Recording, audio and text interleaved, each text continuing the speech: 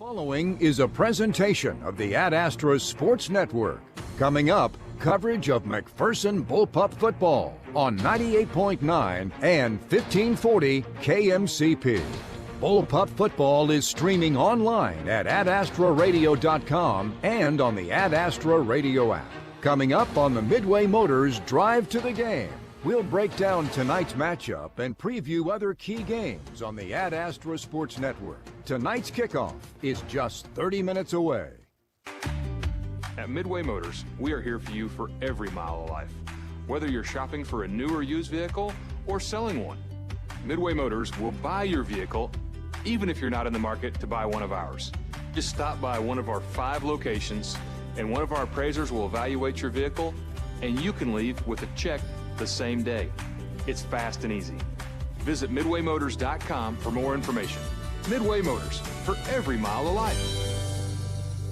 Bullpup football on KMCP.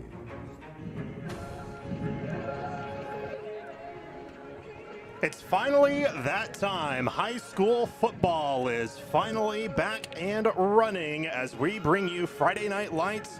And tonight, the season begins for the 2025 McPherson Bullpups football team. McPherson travels just about an hour west as they head to face a 5A powerhouse and a team hungry to turn things around after just falling a season ago. They are the Panthers of Great Bend High School. Good evening and thank you for tuning in to 98.9 1540 KMCP, adastraradio.com and the Ad Astra Radio mobile app. And we thank you for watching live as well on adastraradio.com/TV. Join alongside Nathan Roble with live stream coordinator Jeremy Snap and Sherry Bruce in the studio. I'm Lane Gillespie. Last year was an up and down season for the McPherson Bullpups. They finished 5-5 on the season at 500 on the year, and they fell in the second round of the playoffs, falling to the Red Raiders of Wamego High School. This year, they look to turn it anew, but even though they have a young roster, they have a lot of experience coming back. There were a lot of underclassmen from last year that played quite a bit, especially last year's sophomores, who we'll talk about in just a few moments, but they become juniors this year. They stock themselves up a little bit more, and this year, they're the cream of the crop. They're the guys on top and trying to take this program to another step. Yeah, absolutely. This is going to be a young football team who's got some experience, not a ton, but there's a lot of playmakers on this roster, and even though they may be young, they're really athletic and they're really good football players. For sure they are. We'll talk more about them when we give you the ones to watch later on in the Midway Motors Drive to the Game. But coming up next, we'll give you the history between McPherson High School and Great Bend High School on the gridiron. After that, we will give you the ones to watch for today's game. This is McPherson High School football on 98.9, 1540 KMCP. More of the Midway Motors Drive to the Game coming up. Find exclusive Bullpup content online at adastraradio.com, including schedules, stories, and game day audio. McPherson Bullpup football on 98.9 and 1540 KMCP. Life moves pretty fast, but not at Freddy's. When that first bite hits, you can't help but slow down.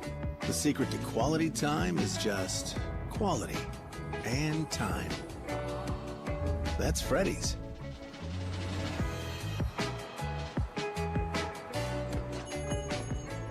Mom, what's wrong with them? That's called quality time. Don't stare. Are you needing some help upgrading your home? I'm Jared, inviting you to check us out at Krupp Lumber in Heston, your one-stop destination for all your construction and woodworking needs. We offer a wide selection of top-quality windows and doors like Marvin and Anderson. We also offer kitchen and bath options like R.D. Henry cabinets and Onyx showers to make your home stand the test of time. Ask about our in-state delivery and direct shipment options. Check us out at krupplumber.com. Krupp Lumber, service is our specialty. At McPherson Center for Health, we're dedicated to caring for you close to home. From routine checkups to advanced medical care, we're here when you need us. McPherson Center for Health, caring for you close to home. Hey visitors, it's Jess from Pools Plus. Welcome to the Kansas State Fair. Stop by our big tent, Caddy Corner from Lake Talbot and visit the professionals at Pools Plus September 5th through the 14th. Find the same great deals going on in store. Pools Plus, 21 East 1st in downtown Hutchinson. At Blue Stem Communities, they believe in living well at every stage of life. With trusted locations in McPherson, Heston, North Newton, and Hutchinson, they're proud to offer vibrant senior living options from independent living to assisted care and skilled nursing. Each community is grounded in compassion, connection, and a commitment to nonprofit mission. Come and see what living well can be at Blue Stem Communities. Live well with Blue Stem Communities in McPherson, Heston, North Newton, and Hutchinson. Bullpup football on KMCP. Welcome back to the Midway Motors Drive to the Game. We continue pregame coverage of the Bullpup football season opener here on 98.9, 1540 KMCP. It's that time again, as we have done every season. We're going to join with Mark Heidebrecht, our Bullpup sports historian, to give you the history between the two schools. And today we start off with Great Bend. Mark, little bit of history between these two. It's been a bit scarce from here or there, but recently it's really picked back up. Yeah, you'd have to say this is a very tight series. Started back in 1974, and of course the last game we played, Great Bend, was here last year. So the series is knotted at 12-12. That's 24 games, and that ranks 18th out of the 55 football opponents we've played since 1920. So you'd have to say they're a pretty frequent opponent for us. Our home record versus Great Bend is 6-7, and our away is 6-5. And just as a refresher, last year we played Great Bend here on September 6th, with Great Bend winning 28-6. And we were just talking about this before this. It was a banging start for Great Bend, who returned the opening kickoff for a touchdown. Not a good omen, yeah. Yeah. But, maybe that will change this year. In terms of statistics, offensively, McPherson averages 21.0 points per game, and Great Bend 24 points per game throughout the series. The average winning margin, McPherson, when they win, is 16.6 points per game, and when Great Bend wins, their average margin is 22.4 points per game. McPherson does not have a winning streak. I think we have a 2-game losing streak, if I remember right. Yes. So we'll give us some incentive to get that turned around. High scores in the series. McPherson scored 49 points on October 23rd, 2009 at Great Bend for a 49-10 win. Conversely, Great Bend's highest score in the series is 57 points. That happened back on October 22nd, 2004 in McPherson for a 57-30 win. As far as winning margins in the series are concerned, McPherson's highest winning margin is 39 points. That happened on October 23rd, 2009 in Great Bend by a score of 49-10. And Great Bend's highest winning margin was 55 points on October 14th, 1994 in Great Bend, where they won by a score of 55-0. Coach Pav's record against Great Bend is 3-2. We have a couple of games from past history that are notable. The first one goes back to November 4th of 1988 in Great Bend. McPherson won that game 35-21, but the thing that stands out about it was our running back Dwayne Chandler rushed for 408 yards on 34 carries, and he set the all-time single-game rushing record for MAC. That was previously held by Von Birch at 251 yards from 1978. And Dwayne went on to play D1 ball as a tight end at KU and was pretty successful there. Right. And actually in that game against Great Bend, Dwayne broke the record in the first half, running for 267 yards on 20 carries. So, at what point do you wave the white flag and say we can't stop this guy? Apparently they didn't wave it in time. I don't know. That's a heck of a game, 408 yards. Won't see that anytime soon, I don't suppose. No. Another game equally exciting happened on October 17th, 1997, and it was a game that went into overtime. McPherson won 20-14, but Danny Matheny was our big back then, and he rushed for 202 yards on 24 carries. So in overtime, McPherson won the coin toss and, of course, put Great Bend on offense first. Great Bend got so close and then missed a field goal, and so the ball went back to McPherson, and McPherson's Ryan Powell ran for a touchdown on third down for the win. So that was an exciting finish to that game. Mm-hmm. Yeah, I bet. Yeah. Obviously, we talked about, with the winning margins that, McPherson had in the highest score, especially the highest score being in 2009, and just how night and day it's been for Great Bend with Aaron Beck as the head coach there. Just even a few seasons ago, they didn't win a single game, and now they're going to be a 5A contender. Yeah. Well, we know what that feeling is when we got a new coach in 2005, I think. Mm-hmm. Yep. It's like throwing a light switch. We were competitive from that point forward. Mm-hmm. Oh, yeah. But I know, I've talked to Jace Pavlovich in practice, and obviously we'll preview more of this as we continue the drive to the game. But, he's seen a lot of excitement, so should be a fun one today. Mark Heidebrecht, our Bullpup sports historian, we thank you for joining us and hopefully celebrate a win today. And both of us being Jayhawks, a win tomorrow against Mizzou, too. Exactly. That would be awesome. So, Mark, thanks for joining us. Thank you. That's Mark Heidebrecht. We'll preview more coming up next. This is the Midway Motors Drive to the Game on 98.9, 1540 KMCP. When you work hard, make sure you have a service that works hard for you. With reliable coverage and the latest devices, you can go farther with NextTech Wireless. Right now, get an iPhone 16 Pro and an Apple Watch 10 on us. That's right, on us. NextTech Wireless, connecting Kansans.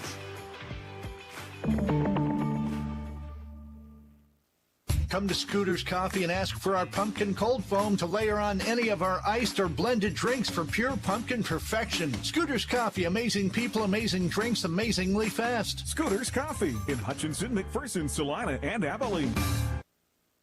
At People's Bank and Trust, we value our customers. We know you have plenty of choices for your mortgage loans, but we think we have what you're looking for, relationship banking. And if you're considering refinancing or purchasing a new home, check our competitive rates before you make that change. Your payments will be made at home, and you'll receive good personalized service. That's how we've established many long-lasting relationships. Make a change, know your lender, and make your payments at home with People's Bank and Trust, member FDIC, equal housing lender.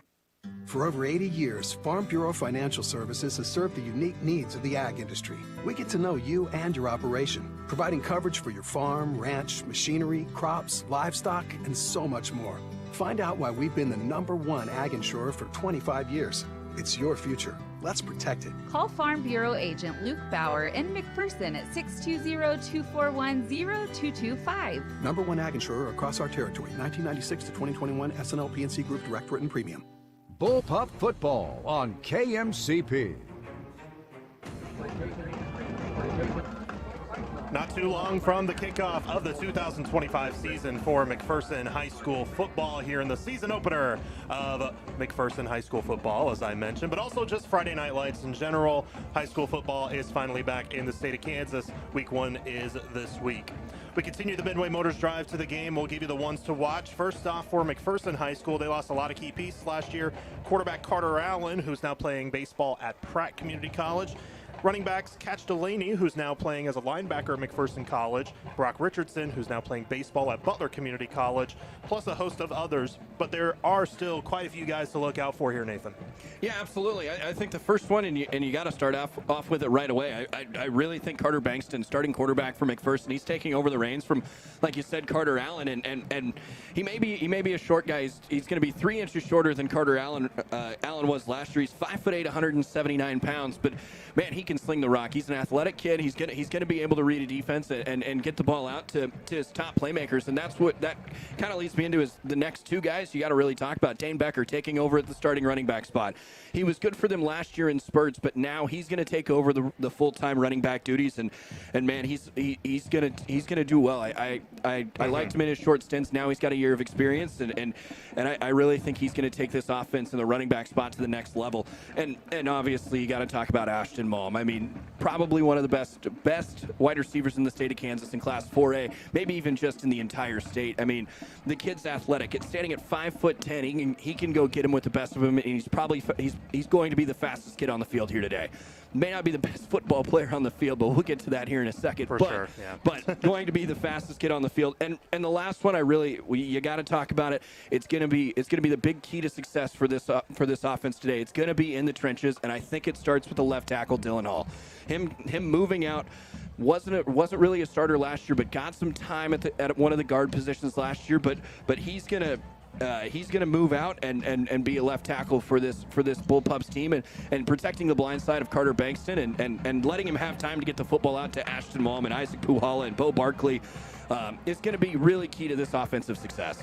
Yeah, 100%. And you mentioned it, but those are also key guys on the defensive side of the football too. They can really get it done, especially Dylan Hall on the front lines, Dane Becker on the back line as well. They can really get it done for this Bullpup squad. But also, that's just pointing to McPherson's opponent, that being the Great Bend Panthers. This is a very skilled team, as a lot of people know. I don't think it's a secret that they have a lot of talent on their team. It's basically boasted by a lot of people around the state of Kansas. It does start with the starting quarterback, though. That's Daxton Mitten. He is a 5'11 senior. Last year had 17 passing touchdowns, 5 rushing touchdowns. He also had a receiving touchdown last year. The guy is a dual threat quarterback because he was terrific on both sides of the ball, or both threats, I should say. 138 passing yards a game, 41 rushing yards a game for this Great Bend Panthers team. And then also a couple of key receivers. This is a guy, there are a couple of guys we're going to hear from a lot. Cooper Ohnmacht, that might be a name that not a whole lot of people will really like to remember, because he's the one that took home the kick return for a touchdown to start the season last year. That happened at McPherson Stadium.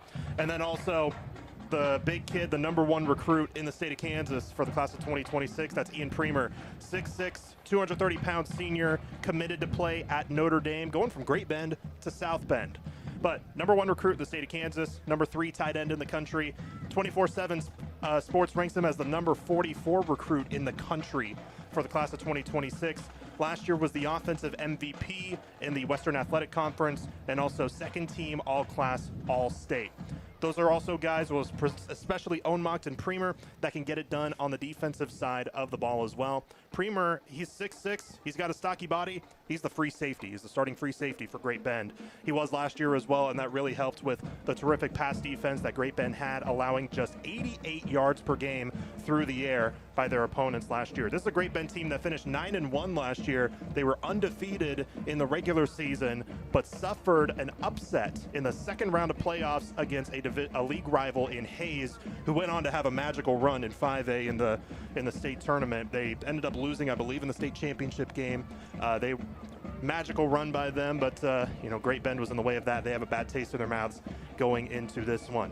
Coming up next, we will talk with head coach Jace Pavlovich, and then bring you the starting lineups brought to you by Ag 360 Insurance. You're listening to Bullpup Football from the Midway Motors broadcast booth on KMCP. The Midway Motors Drive to the Game continues after this. Midway Motors in McPherson, Newton, Hutchinson, and Hillsboro, for every mile of life. Stay tuned as we sit down for a pregame chat with head coach Jace Pavlovich. This is Darren Eddy with Ag 360 Insurance in Inman. For years, we've been known for our great service with our ag customers, but did you know we can handle your family or small business insurance needs as well? We would love an opportunity to sit down and visit with you about what we can do for you. As an independent agency, we can shop different coverage options for you. Stop by our office on Old K61 in Inman, or give Cody Moores or myself a call today at 620-585-2128, or check us out online at ag360insurance.com. Experience the best in customer service when you call Alliance Agency Inc. for a Buckeye Insurance Group personal insurance quote. Alliance Agency Inc. can provide insurance coverage to meet your family's needs. Protect your financial future by calling Alliance Agency Inc. at 620-241-0213. Buckeye Insurance Group and Alliance Agency Inc. working together to protect you.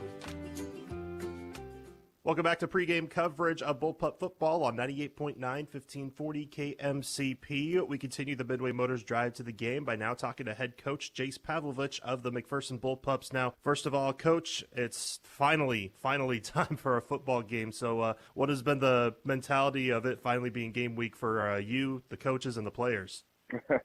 Well, it's been good. You know, we We've been practicing for a long time now, and last week was really nice to be able to go up against Valley Center and Newton, and hit someone else rather than our own guys for a change. So it's been kind of an up and down week. We've had some really good practices, and we've had some practices that weren't so good. So we're still working on that consistency piece, but our guys are excited and ready for an opportunity tonight. For sure. Well, just moving on to previewing the team, the offense is going to look quite a bit different than last year's offense. Of course, you get a new starting quarterback, some receivers from last year graduated, same for some O-linemen. So what do you see out of the offense coming into this season with some different faces and also some returning ones?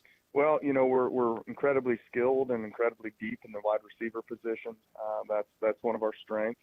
Our quarterback room, Carter Bankston, he's a kid that would have started for a lot of programs last year as a sophomore, and he got a lot of valuable experience in practice and not a whole lot of game experience. But, the kid has been a varsity baseball player since his freshman year. He understands varsity athletics, and he's been through that ringer before. So he's been playing some really good football.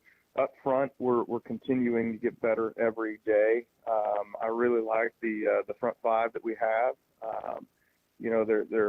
They're physical kids. We lack a little bit of the size, but there's a lot of teams that are saying that as well. Unfortunately, Great Bend is not one of them. But the technique that the guys up front have been working on has been really improving our play, and it's just the little things like a step here and a toe angle and little things like that are going to give us that edge. And the running back room, Dane Becker will be our starting tailback tonight, and he's backed up by Brody Millison, who's a sophomore himself, but doesn't look like a sophomore. So we have some experience sprinkled through every position group, and we're going to rely on those guys to really take their toll and lead on the field. When we spoke about a month ago on the view in general, one thing you really raved about was the defense coming into this season because of a lot of guys that had experience playing varsity minutes on the defense last year. What do you like about them? Well, I just like how they fly around. Last Friday night at our jamboree, we have a ton of team speed, and we're going to have to rely on that and rallying to the football. And there's going to be some growing pains. For example, we do a lot of quick whistle stuff in practice, and pursuit to the football is going to be something that we're going to need tonight. And we've worked some drills and things like that, but you never really know until you get in that live setting. So we got to be relentless, and those guys have a great defensive mentality on the defensive end in terms of just getting to the ball. And we're going to need to see that tonight. For sure. And well, tonight you go up against Great Bend, who is a front runner to possibly win state in 5A this year. So what do you see out of Great Bend? I know we've talked about that they are really skilled, but what are some things you see to possibly get past them and get a surprising to some out there, not you guys, but surprising to some win tonight? Well, we have to be solid in every phase, and we have to control the line of scrimmage. I know it's a cliche, but we do. We need to limit any mental errors, whether it be pre-snap penalties or turnovers, anything along those lines. And what you see week one is typically, you're worried less about your opponent and more about yourself and the simple execution that you team, and so that's our focus now. Yeah, we have a tough task tonight in Great Bend, number 3 ranked team in 5A. They've got some electric guys, the Premier kid going to Notre Dame, and I know their Onmont kid. He's got several power fives. So those kids are really good, and we have a game plan to try and limit them as much as possible. But the problem with Great Bend is they've got a ton of other pieces that are really good, and maybe people don't necessarily hear about very much because they don't have the Division I offers. But their quarterback play, he's tremendous. Daxton Minton, he's started since his sophomore year, and he's a kid that can really extend plays for him offensively and break the pocket and do some really good things. So we got to keep him contained. So yes, we are worried about their superstars, and we have a plan for them. But it's not necessarily their superstars that hurt us last year. It was all of their other players that are dang good football players. Should be at least a fun one to start off the season and get your guys finally some game experience, which will definitely help moving forward. Coach, thank you so much for taking the time. Best of luck today. All right, I appreciate it. Thank you. That's head coach Chase Pavlovich. We'll preview more coming up next in the Midway Motors Drive to the Game. This is Bullpup Football from the Midway Motors broadcast booth on KMCP. We've got more of the Midway Motors Drive to the Game coming up. Midway Motors in McPherson, Newton, Hutchinson, and Hillsboro for every mile of life. 98.9 and 1540 KMCP. The McPherson Bullpups play here. Controlling your own weather can be easier than controlling anything else these days. This is Julie with RC Heating and Cooling. With a well-working cooling and heating system, you can be in control of your indoor weather at home. With so many things out of our hands, it's a good feeling to have a bit of stability. Call RC for a free estimate on new cooling and heating equipment. Call RC when your unit isn't up to par. Call RC to stay comfortable in any weather. Call RC 241-2787. Are you tired of your dusty or muddy driveway? APAC Kansas Shears Division is here to help. This is Derek Fees. Call us and ask us about our asphalt millings. If you are a do-it-yourselfer, arrange for pickup or delivery at your convenience. Call APAC today at 620-662-2112. Start your home remodel at The Finish Flooring Interiors. From stunning Mohawk flooring to Kansas-made onyx or custom cabinetry, we've got the style and quality you need and the professionals to put it together. Find us at Euclid and Main in McPherson, because every great home starts with The Finish. Bullpup Football on KMCP. Welcome back to Great Bend High School. It is almost that time. We're just moments away from kickoff between the McPherson Bullpups and the Great Bend Panthers. We'll give you the offensive starters brought to you by Act 360 Insurance. Nathan, who do we have for Great Bend? Yeah, starting at quarterback. The quarterback is number 12, Daxton Minton. The running back is going to be number 22, Connor Holliday, with Cale Kern as well, who wears the number 7. The wide receivers for tonight's contest, number 8, Hayden Kelly, number 2, Cooper Ohnmach, number 5, Jacob Hall, the tight end, number 14, Ian Premer. And on the offensive line, from left tackle to right tackle, number 56, Blaine Inslee, number 51, Trent Kern. This center, number 55, Carter Brown, 52, Chase Dynas at right guard, and at right tackle is number 57, Keaton Bray. Those are Great Bend starting offensive players brought to you by Act 360 Insurance. They're here to partner in your legacy. Contact agents Darren Nitty or Cody Moores in Inman. We'll give you McPherson's offensive starters coming up after this as we bring you kickoff of the 2025 season. You're listening to Bullpup Football from the Midway Motors broadcast booth on KMCP. KMCP. More of the Midway Motors Drive to the Game coming up. Find exclusive stories highlighting Bullpup athletics at adastraradio.com. The McPherson Bullpups play on 98.9 and 1540 KMCP. At Great Plains Federal Credit Union, we believe in banking that puts people first. Whether you're saving for the future or in need of a loan today, we're here to help you with friendly service and personalized support. Visit us in McPherson, Salina, Abilene, or Hillsboro and see why more Kansans are choosing Great Plains Federal Credit Union, where you're more than just an account number. Great Plains Federal Credit Union in McPherson, member NCUA.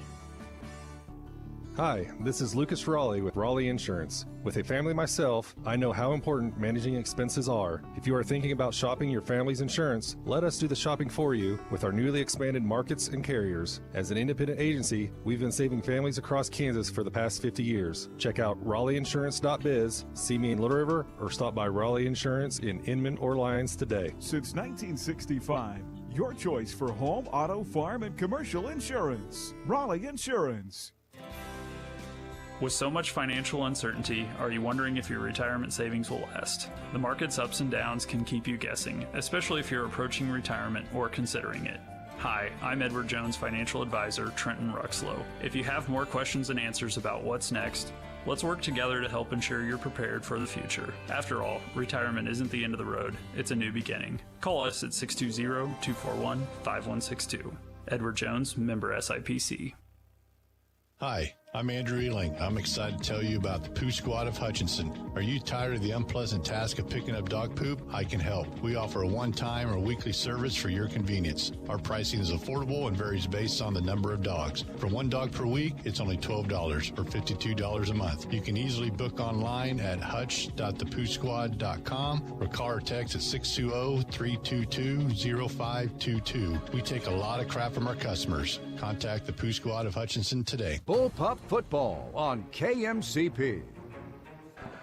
Welcome back to Great Bend. It is almost kickoff as we are just moments away as literally both kickoff teams are on the field. Great Bend won and deferred. McPherson will get it first from right to left. Diego Soto to kick it. It's a low line drive that goes between the legs of a Bullpup, then picked up by Aaron Winter at the 12. He'll run far to near side, and he's got a chance to go down the sideline. 30, 35, 40 with one man to beat, and out of bounds at midfield. Good start for McPherson on the kick return, as it was Aaron Winter to get the return, take it from the 12 to the 50, about a 35-plus yard kick return to start the game. We do have a Panther down on the McPherson sideline, however. He's getting looked at by the training staff, so we'll wait a bit for the first offensive play.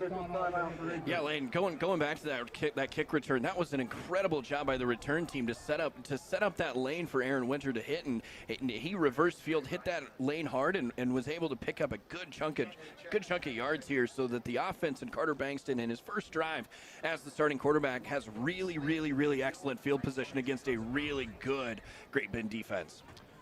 We're just 10 seconds in, and they will mark McPherson at the Great Bend 47 to start off the season, but we are waiting on, it was the kicker who got hurt, Diego Soto, and he was holding on to his left knee on the ground.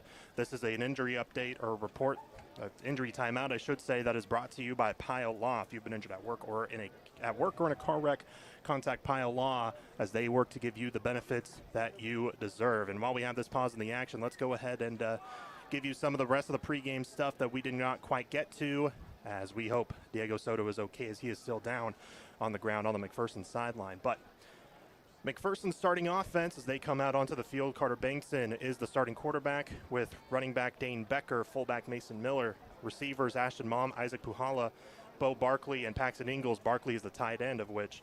And the offensive line from left to right, from left tackle Dylan Hall, left guard Jace Gunn, center Braxton Burgess, right guard Creighton Bird, and right tackle McCoy Berggren. Soto is getting help as he actually walks and sits down on the McPherson sideline. They're not going to take him all the way to the other sideline because of how hurt he is. So actually, they're going to put McPherson at the 48-yard line to start off. But now McPherson's going to get things going. They're in their white unis, white jerseys, white pants, white helmets. Great Bend in their blacks. Black jerseys, black pants, and black helmets. Uniforms brought to you by McPherson Laundry.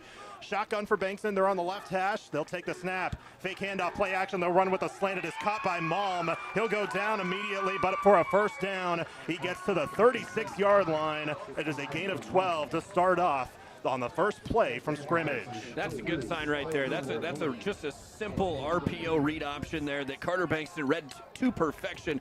Got the football out to his best wide receiver in Ashton Malm. Picks up 12 yards and a good first down. They'll go quickly. Pistol set. Trips to the left with a tight end. Two receivers, one to the right. High snap, but collected. Another play action. Bankson is going to have to run up the middle. He is stuffed. He may have gotten a gain of about a half a yard at the 35. Indeed, that's what they'll rule it. A gain of 1 on the run by QB1, Carter Bankson. We'll call him CB this year. It's a good nickname for him, but he was the backup last year. He only had one pass. It was for a 22-yard touchdown, but Bankson, he's been told that he's a really terrific playmaker. We've seen that time and again. Yeah, and the key for his success is going to be to stay calm in the pocket and be able to step up and get the football out to his wide receivers in space. Second down and 9, 1 minute in. Handoff to Dane Becker out of the backfield. Stop and go move near hash. He'll push forward to the 30 before being stuffed by a pack of Panthers. Decent gain, a gain of 5 to bring up third down and about 4 or 3 yards in Great Bend territory. They are at the Great Bend 30 after a terrific kick return by Aaron Winter, the senior wide receiver, after getting it off of a bobble and then taking it about a 30-plus yard kick return. Now McPherson in business.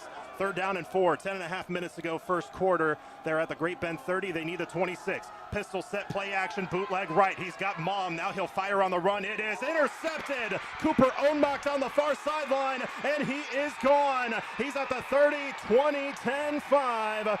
Touchdown, Great Bend. Cooper Ohnmacht, the starting defensive back who just got right in front of Ashton Malm in the nick of time, taking it the distance. Last year, the first touchdown of the season for Great Bend was by Cooper Ohnmacht on a kick return. This time, it's on a pick six. Almost 2 minutes in, it's 6-0 Panthers. Yeah, it really looked like Great Bend's going to run this 4-2-5 defense. It's essentially a nickel defense. They just looked like they kind of ran a cover 2 shell there and just had a bunch of zone coverage. And Ohnmacht read that ball to perfection and was able to step in front, pick it off, and take it for 6. An excellent play by Ohnmacht. And Carter Bankston's going to have to shake this one off early and come back out firing on the next possession. And to kick the extra point is Cooper Ohnmacht, and he hits it through, splitting the uprights to make it 7-0. 10:07 to go in the first quarter. We'll see how McPherson can turn it around coming up after this. You're listening to Bullpup Football from the Midway Motors broadcast booth on KMCP.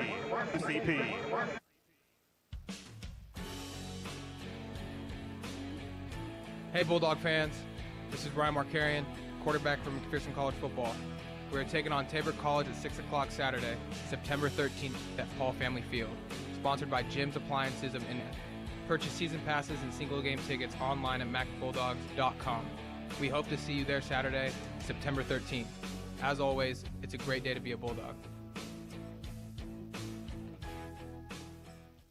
98.9 and 1540 KMCP. McPherson had a great start on the offensive end after a kick return that went about 30-plus yards by Aaron Winter. It ends with a defensive touchdown for Great Bend. 7-0 they lead, 10:07 to go first quarter after a pick six by Cooper Ohnmacht, the starting junior defensive back, who, by the way, is getting Division I offers. He got one from K-State over the summer. He's terrific as a wide receiver, but he caught that one in stride on the bootleg intended for Ashton Malm down the far sideline. Yeah, he's an excellent wide receiver. He's also an excellent cornerback. And this defense for Great Bend, they're going to be a tall, quick secondary. They're going to look to try to take the football away, and that's exactly what they did there. They were bending a little bit. McPherson started to have a good drive there, and then all of a sudden they just stole the football away and created a big play for themselves. This is a big play team. This really is a big play team. They're going to create more of them. Ohnmacht going to kick it away now. This is a deep booming kick near side, and it will be Ashton Malm to return it at the 7-yard line near the hash. He'll cut to the near side at the numbers to the 20 to the 25, lowers the head, and then gets hit at the 28-yard line by Cohen Ribordi. McPherson will get it back. So, bad news, you're down 7-0. Good news, you're back on offense, and you got a chance to turn things around. Well, yeah, and you think about it, Lane, what's the worst possible option there when you get the first possession? It's pick six. Right. You've already had it.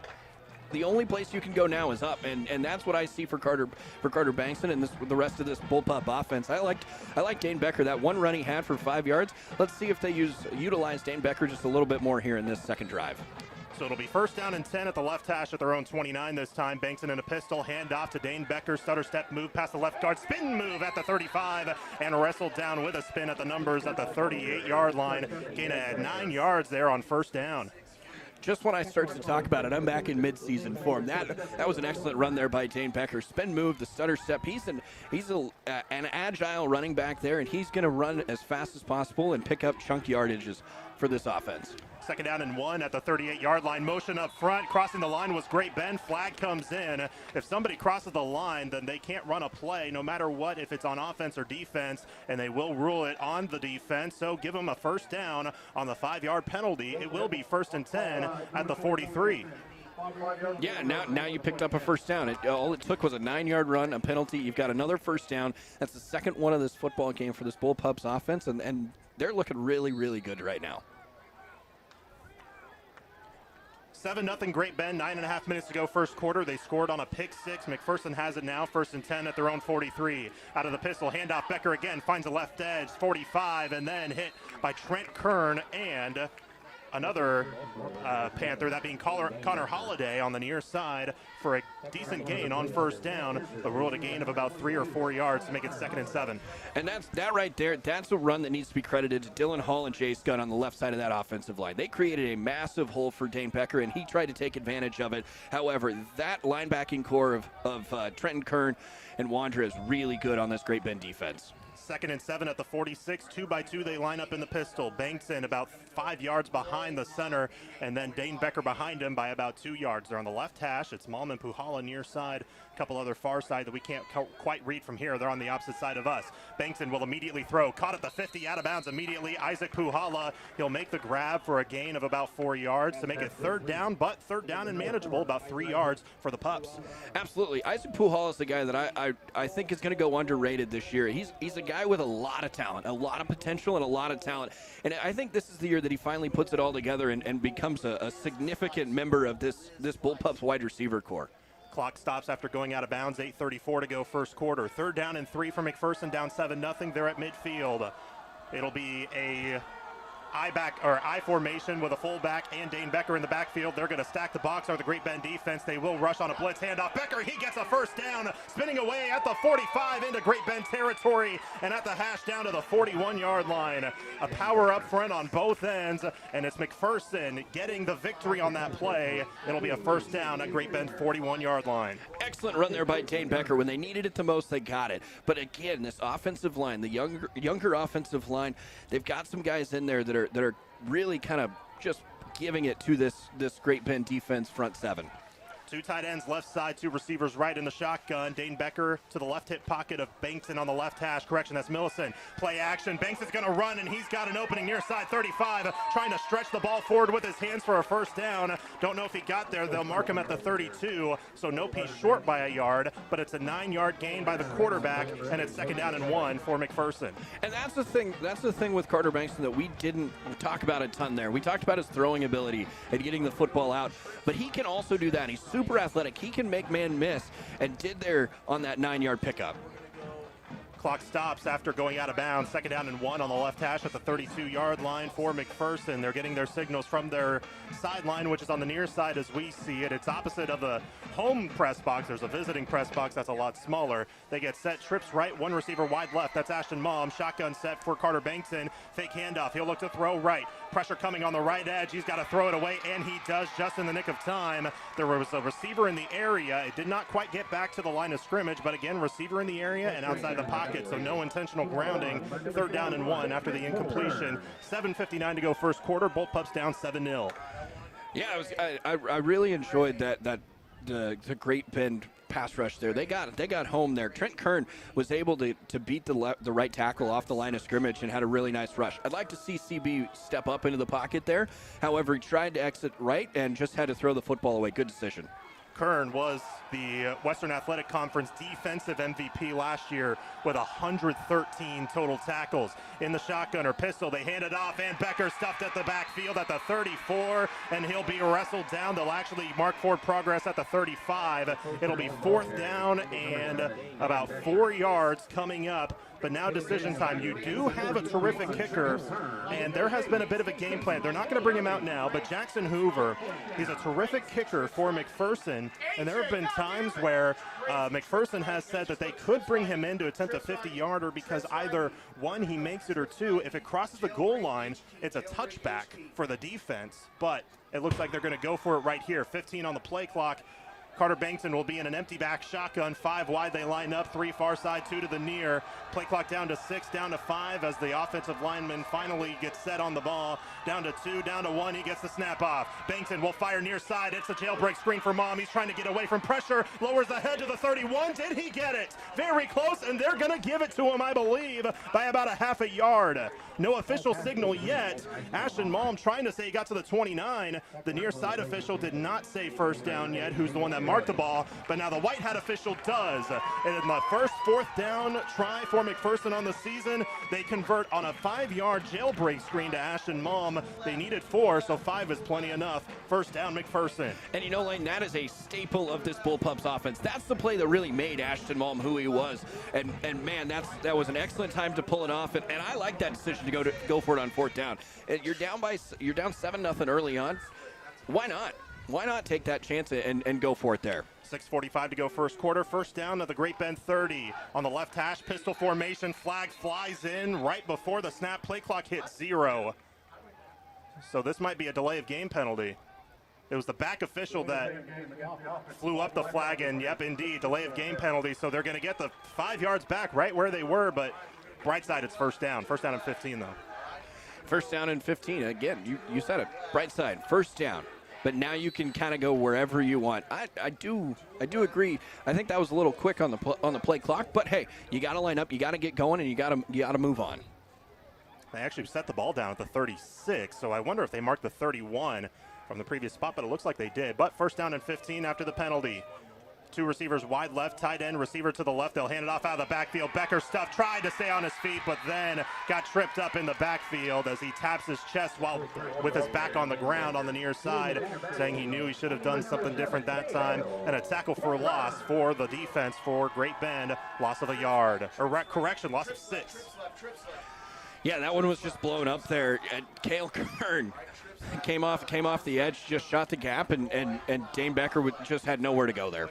Second down and 21. They are at the 42. They need the 21-yard line. 6:05 to go first quarter. Bullpups down 7-0. The lone score was a pick 6 by Cooper Ohnmacht, the defensive back. Shotgun formation for Bankton. Trips to the left side. They'll look to throw. Steps up into the pocket. Fires deep near side. 1-on-2. Ball's knocked away and incomplete. Intended for A.J. Bullocks on the near edge. But good defense that time on the backside. I believe Cohen Raborti was one of the guys there. So was Ian Premer. It'll be third down and 21 for McPherson. Yeah, Premer there just in a soft cover 2 shell there, but it was man-to-man on the bottom side, and that was an excellent throw by Carter Bankston. Tried to put it where only his wide receiver could get to it, and just unable to come up with the reception. Good ball, but now you got to move on and go down to third down. What do you do here on 3rd and 21, though? Do you have a playbook for it? I don't.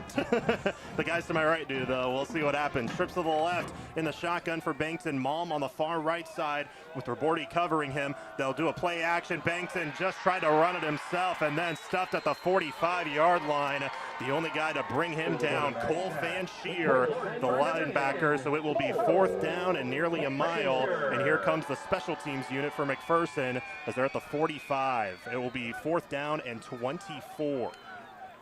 Good start to the drive there for the Bullpups. Just kind of stalled out. That Great Bend Panther defense came up strong there, and that is kind of the entire basis of their entire defense from last year as well. And it stayed on with just all the returners on this team, especially at the linebacking core.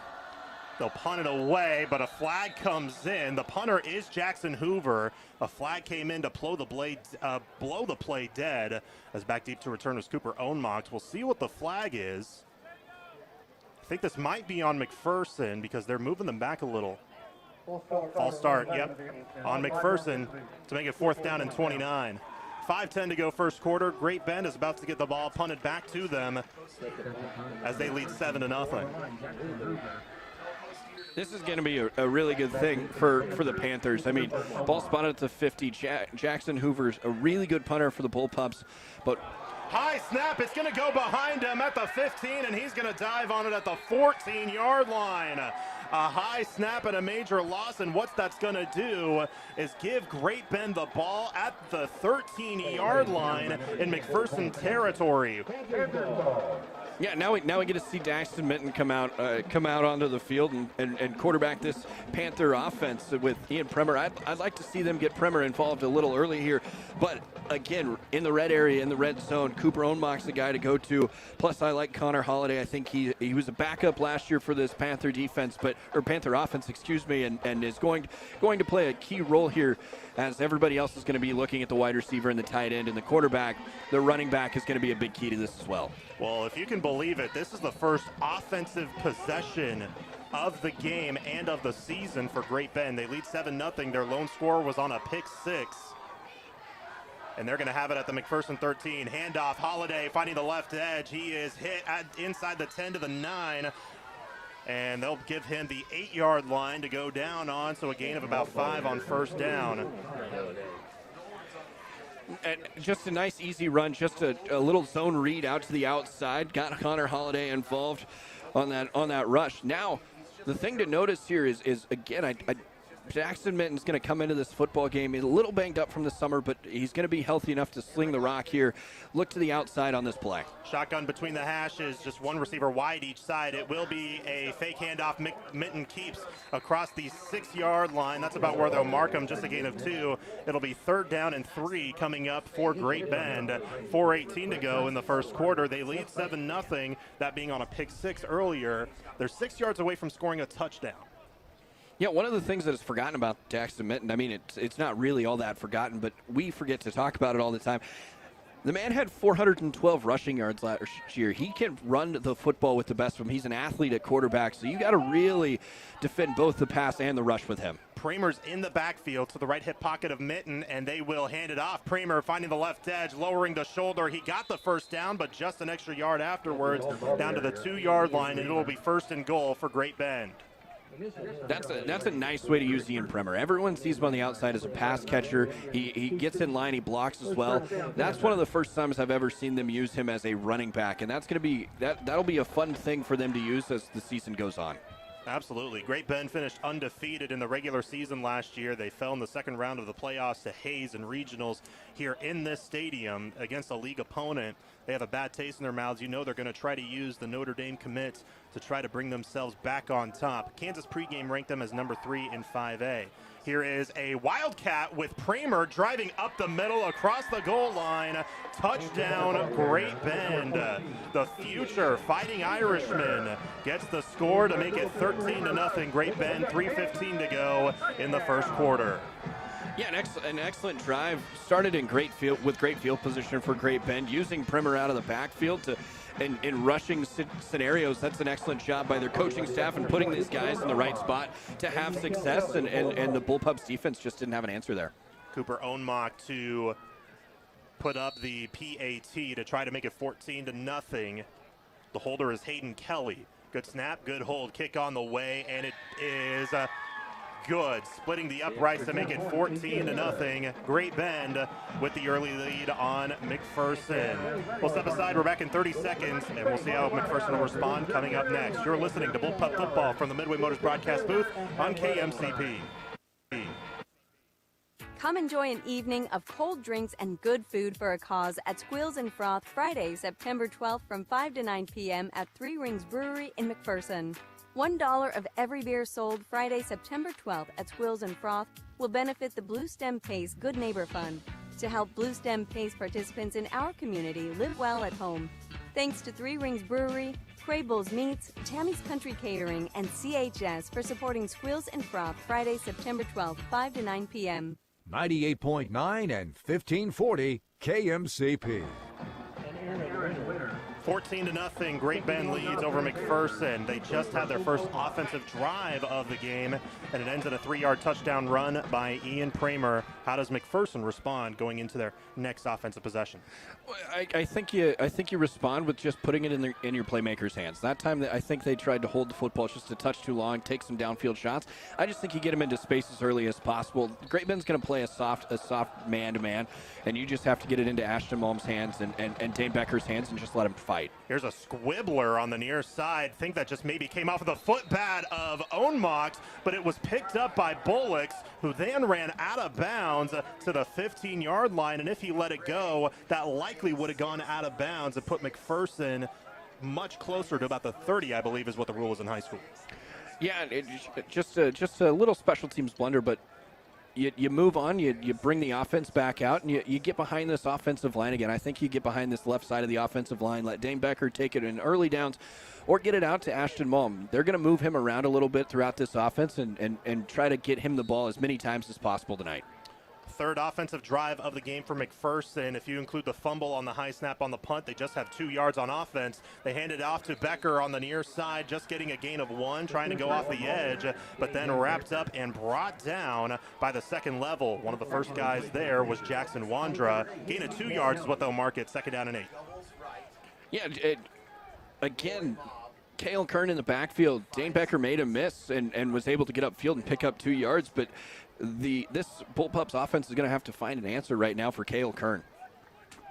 They had a couple of really good drives, an 18-yard drive that ended in a pick 6, then one that went about 21 yards before a high snap on the punt attempt. On the shotgun, Bankson will look to throw, stepping up as pressure comes. Jukes to his right, will get a gain, and dropped at the 19-yard line by Josue Bustamante, the 5'8" junior, and it will be 3rd down and medium coming up for McPherson. They are at the 19. They need the 25. Yeah, that time the Panthers in a cover 2. The linebackers had their eyes on Carter Bankson. They're almost using their middle linebacker as a spy right now to make sure that Carter Bankson can't get outside and pick up solid gains. Look to see Carter Bankson try to get this football to the outside here. Empty back shotgun, 3 right, 2 left. They're on the left hash. 2 minutes to go. First quarter down 14-0 are the Bullpups. 3rd down and 6. A fake snap, and then they'll look to the sideline to get their signals. Play clock is down to 8 for McPherson. Bankson still tapping his head, trying to get the signal, but he's down to 3, down to 2, down to 1. Becker in motion. They get it off, and it's a jet to Becker going up the middle after trying to find the right edge. He'll go to the 24. He's about a half a yard short of the line to gain. It's 4th down and 1, but you're way in your own territory with 90 seconds to go in the first quarter. Yeah, I like the play call there. The Panthers were in a little bit of a 3-3-5, which means you can kind of go up the middle a little bit. But that was a nice little pop pass to Dane Becker. I like the use of that pop pass. It looks like they're going to go for it. Barkley came in late and will line up as a tight end left side. Also got Malm on the near side as the wideout. Dane Becker is the running back, but now he lines up behind the right side of the line, and it will be Bankson actually to punt it with just Premer back deep to return, and it's going to take a Bullpup bounce to the 30, 26-yard line is where they'll pick it up in Great Bend territory. So it does become a punt by the quarterback, Carter Bankson. He is listed as the backup punter. That time it works well. A terrific punt for Carter Bankson. Believe that's 50 yards if I'm doing my math right. I think, no, 48 yards. Nope, 50. I got it right the first time. 50 yards. Close enough. 48, 50. We're around that. Let's put it in the middle, 49-ish. There you go. But that, again, McPherson uses that play a lot, a ton. 4th down and really short, and if they really want to punt the football, they're just going to line up like they're going to go for it and try to catch the Panthers offside. 1st down and 10 for Great Bend at their own 26. It's the first time they're in their own territory. Trips to the left. Mitten will take the snap and run it himself up the middle. He found a hole, got wrapped up by his ankles, but got off of it. Then the second level comes in late across the 30 to the 32 in between the hashes. It will be a good gain of about 6 yards for Daxton Mitten, the quarterback. 2nd down and 4 coming up. Yeah, just a little quarterback power run, and he's just running right behind the left side of his he's running right behind Trenton Kern and Carter Brown and the left guard and center, and picks up 6 yards. In the shotgun, 2nd down and 4. 2 wide right, 1 left. He'll look to throw, 7-step drop. Here comes pressure. He's going to air it out, and it is dropped by the defensive back. Almost intercepted in the back line by Nolan Piercy. Just could not haul it in, but you got to think, even though you drop it, that's got to be a confidence booster for McPherson, right? Yeah, absolutely.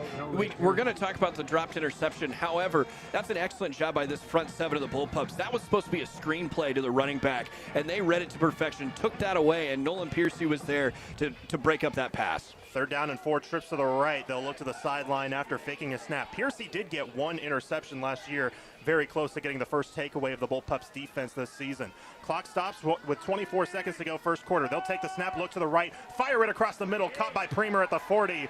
Rolls over to the 45 using his speed and brought down at the 49-yard line. We really don't see it a whole lot until you see it in person. For a guy that's 6'6", 230, he's got a lot of speed, and he gets a huge gain that time all the way to the 49-yard line. 1st down for Great Bend. Yeah, an excellent job by Primer. That's just a little 5-yard comeback route. I mean, he just sat down in zone coverage. The Bullpups left him wide open. He found the soft spot, like they say, and was able to pick up 14 or 15 yards on the play. 3 seconds on the game clock. Don't think Great Bend knows it, as it will wind down to end the first quarter, but it's a terrific start for the Panthers. We'll see how the Bullpups can come back. After one, it's Great Bend 14, McPherson nothing. Second quarter coming up after this. We're back in 30 seconds here from Great Bend. You're listening to Bullpup Football from the Midway Motors broadcast booth on KMCP. Ready to travel but worried about poor coverage? With NextTech Wireless, you get the best service wherever you are. We may be Kansas-based, but you still get coverage nationwide. So, go out and explore knowing that we have you covered. And for a limited time, get the Google Pixel 9 Pro or Samsung Galaxy S25 Plus and a Google Pixel Watch 3 on us. NextTech Wireless, connecting Kansans. 98.9 and 1540 KMCP. 14-0 lead for Great Bend through one quarter of play. Second quarter coming up in a few short moments. Coverage of Bullpup Football is brought to you by McPherson College. You bring the dream, we'll build the team. Success is a team effort. Begin building yours at McPherson College. Great Bend with the ball, empty back shotgun, first down and 10 at their own 49-yard line. Man in motion, they'll go their own mocked in the flats, sheds off of one guy on the near side, and then wrapped up and brought down across the 45 to the 44-yard line by Matt Berger. Little extracurricular activity following, but not much, and that's something I'll get into in a moment, but second down and 3 after the gain of 7. Yeah, just a simple pass pattern out to the flat, and Cooper Ownmock made a man miss and Nolan Piercy and picked up 7 yards on the play. An excellent job by Ownmock making something after he was almost brought down 2 yards into that gain. Shotgun formation, trips to the left with a tight end, 2 receivers, one wide to the right. They're on the left hash in the McPherson 46. Handoff in the backfield. Holiday somehow stays on his feet using his left hand in between the hash and numbers across the 40-yard line, wrapped up and brought down at the 37. It's a first down after the gain of 7 by Connor Holiday. Excellent job there. The Bullpups actually brought pressure off that side. They brought Dane Becker off from the cornerback position to try to stop that run, and Connor Holiday made one man miss, picked up 7 yards on the play, and good for a first down. About a minute into the second quarter, it's a 2-touchdown plus PATs lead for Great Bend. The O-line and the quarterback now just leave the huddle behind the line of scrimmage. The wideouts are already there. Same goes for Connor Holiday. Shotgun formation, man in motion. That's Ownmocked. High snap. He stepped up for it. Handoff Holiday driving through the O-line across the 35 to the 33-yard line, where he's brought down by a pack of pups. But that's a gain of about 5 yards on first down. Yeah, just an excellent pickup there. About 5 yards on the pickup. Just running right behind this guard-center guard combo of Kern, Brown, and Dynas. Picking up 5 yards and a good play on first down. Caught a gain of 4, actually. Second down and 6 at the 33-yard line. In the shotgun, man in motion going from right to left. That is a receiver, Hayden Kelly. 2 in the backfield, 1 on each side of Mitten. Handoff going to the left side is Holiday. Breaks off 1 tackle across the 25. That's actually where he's brought down and out of bounds, I should say, near the near sideline. But another first down that they're using on the ground for Great Bend.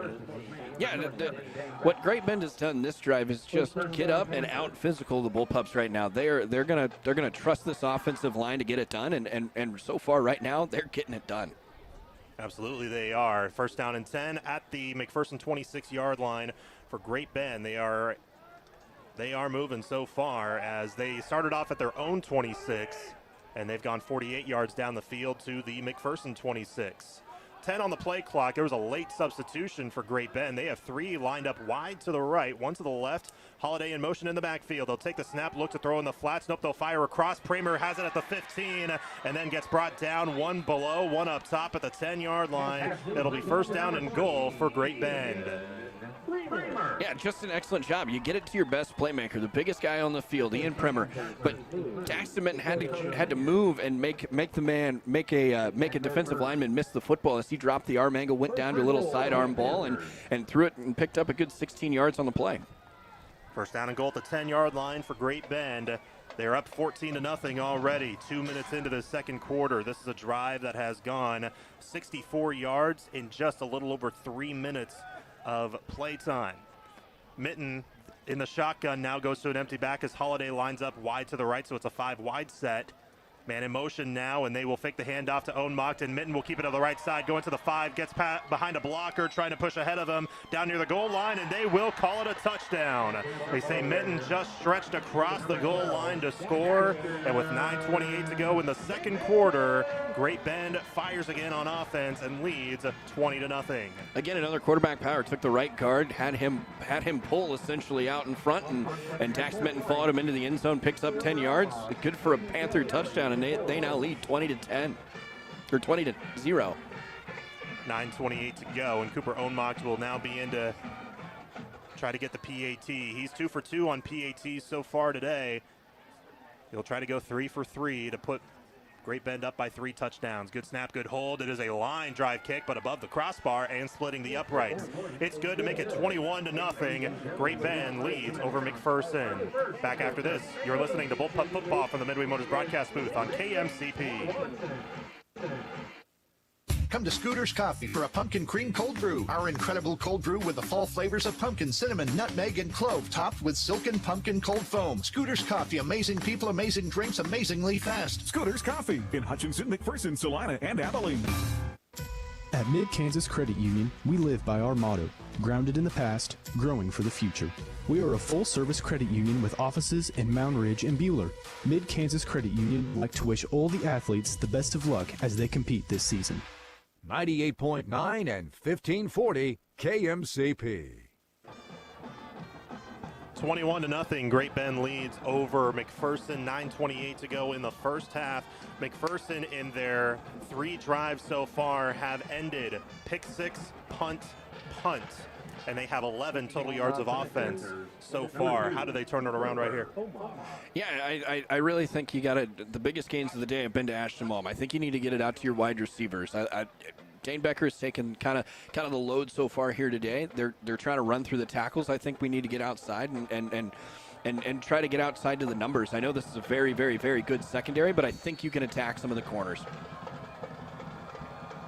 It was a 74-yard drive in 3 minutes and 32 seconds for Great Bend. Ohnmacht's ensuing kickoff is high, bounces at the 18. Malm kind of lets it go, now picks it up, going backwards at the 8, and then he'll just go down. There were about 4 Panthers going after him and nobody to help him out. So they're way in their own territory are the McPherson Bullpups after that kick return. 9:26 to go. They'll mark it at the 8 on the left hash for the Bullpups.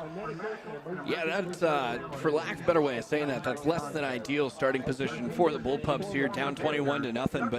But I foresee Carter Bankston settling down here and being able to get the football out to the outsides to Ashton Malm and Isaac Puhala and Paxton Ingalls and picking up 1, 2, 3 first downs. They're going to have to flip this field position.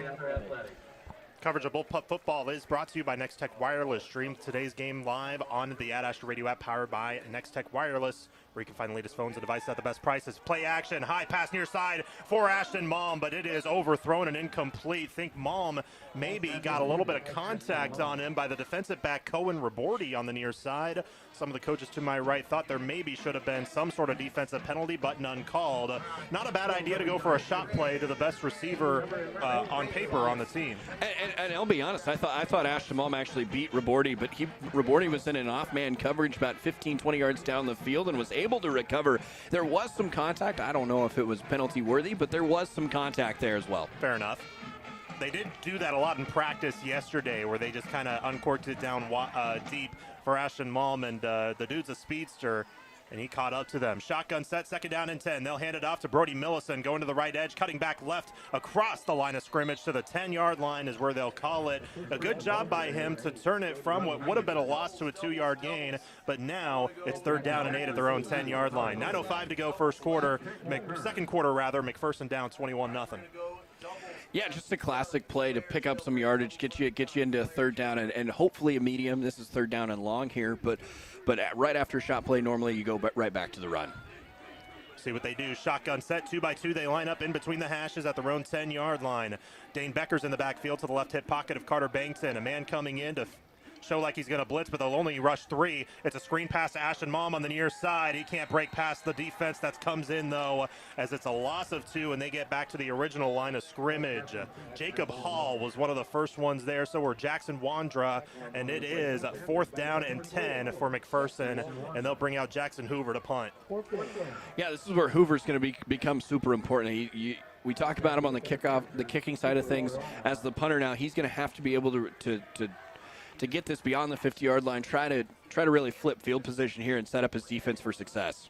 Last punt attempt turned into a high snap, this time perfect snap, and the punt is way high. Shank to the right side, bounces out of bounds across the 20 to about the 23-yard line. 21-yard line is where they're going to rule it. So it's just a punt of 13 yards, and Great Bend in good field position again to start off. Yeah, just right. It looks like they're going to spot it at right at the 20-yard line, essentially in the red zone right now. And right now they're 3 for 3 in the red zone. They have 2 for 2 in the red zone right now. They've had 2 drives that ended in touchdowns, and the other one was a pick 6 interception. But this team right now has been dominant on the offensive side of the football, and they're dominant on the defensive side of the football. Only 2 offensive drives so far for Great Bend. They both ended in rushing touchdowns. This time they have it at the McPherson 20-yard line. Shotgun on the left hash. Play action. Minton will go up the middle, get past one defender. Won't get past Jacob Hall, though. He does get a gain, but only about a couple of yards. Some may think that he got the 17, but he started to go down at the 18, which is a new rule in football. I say new. It's new-ish, about 4 or 5 years old, where they mark the ball where he started the slide or going down under his own power. Just a gain of a couple. Yeah, and if this bullpup defense is going to have success, they're going to need to continue to use Nolan Piercy as kind of that quarterback spy right now out of an outside linebacker position. And that's, I think, going to be his best position right now. High snap, but they throw it near side. Inside the 10, it's Kelly to the 5, trying to find the goal line, and he's in. Touchdown, Great Bend, 18 yards, a passing touchdown from Daxon Minton to Hayden Kelly, and it's 27-0. Great Bend, 7:18 to go in the second quarter. Yeah, just a simple, I want to call it a screenplay. He just got it out to the outside receiver, out to Hayden Kelly, and he was able to do the rest. I mean, get it out to your best position, or get it out to your wide receivers, let them do it in space and make something happen. A 20-yard drive, only going 40 seconds, and now whistles blow, 7:18 to go, and I think we had an the equipment malfunction for Cale Kern, who came in to block on the O-line, so they're going to have to bring in Jackson Wander to replace him. But either way, 27-0 Great Bend, 7:18 to go first half. Cooper Ohnmacht in to kick the extra point, who's 3 for 3 in doing so thus far in this contest. Wander now sets up, and Hayden Kelly, who just caught the passing touchdown, comes into hold. Good snap, good hold, and the kick is good to make it 28-0. Great Bend, 7:18 to go first half. Back after this for the ensuing kickoff. This is Bullpup Football from the Midway Motors broadcast booth on KMCP.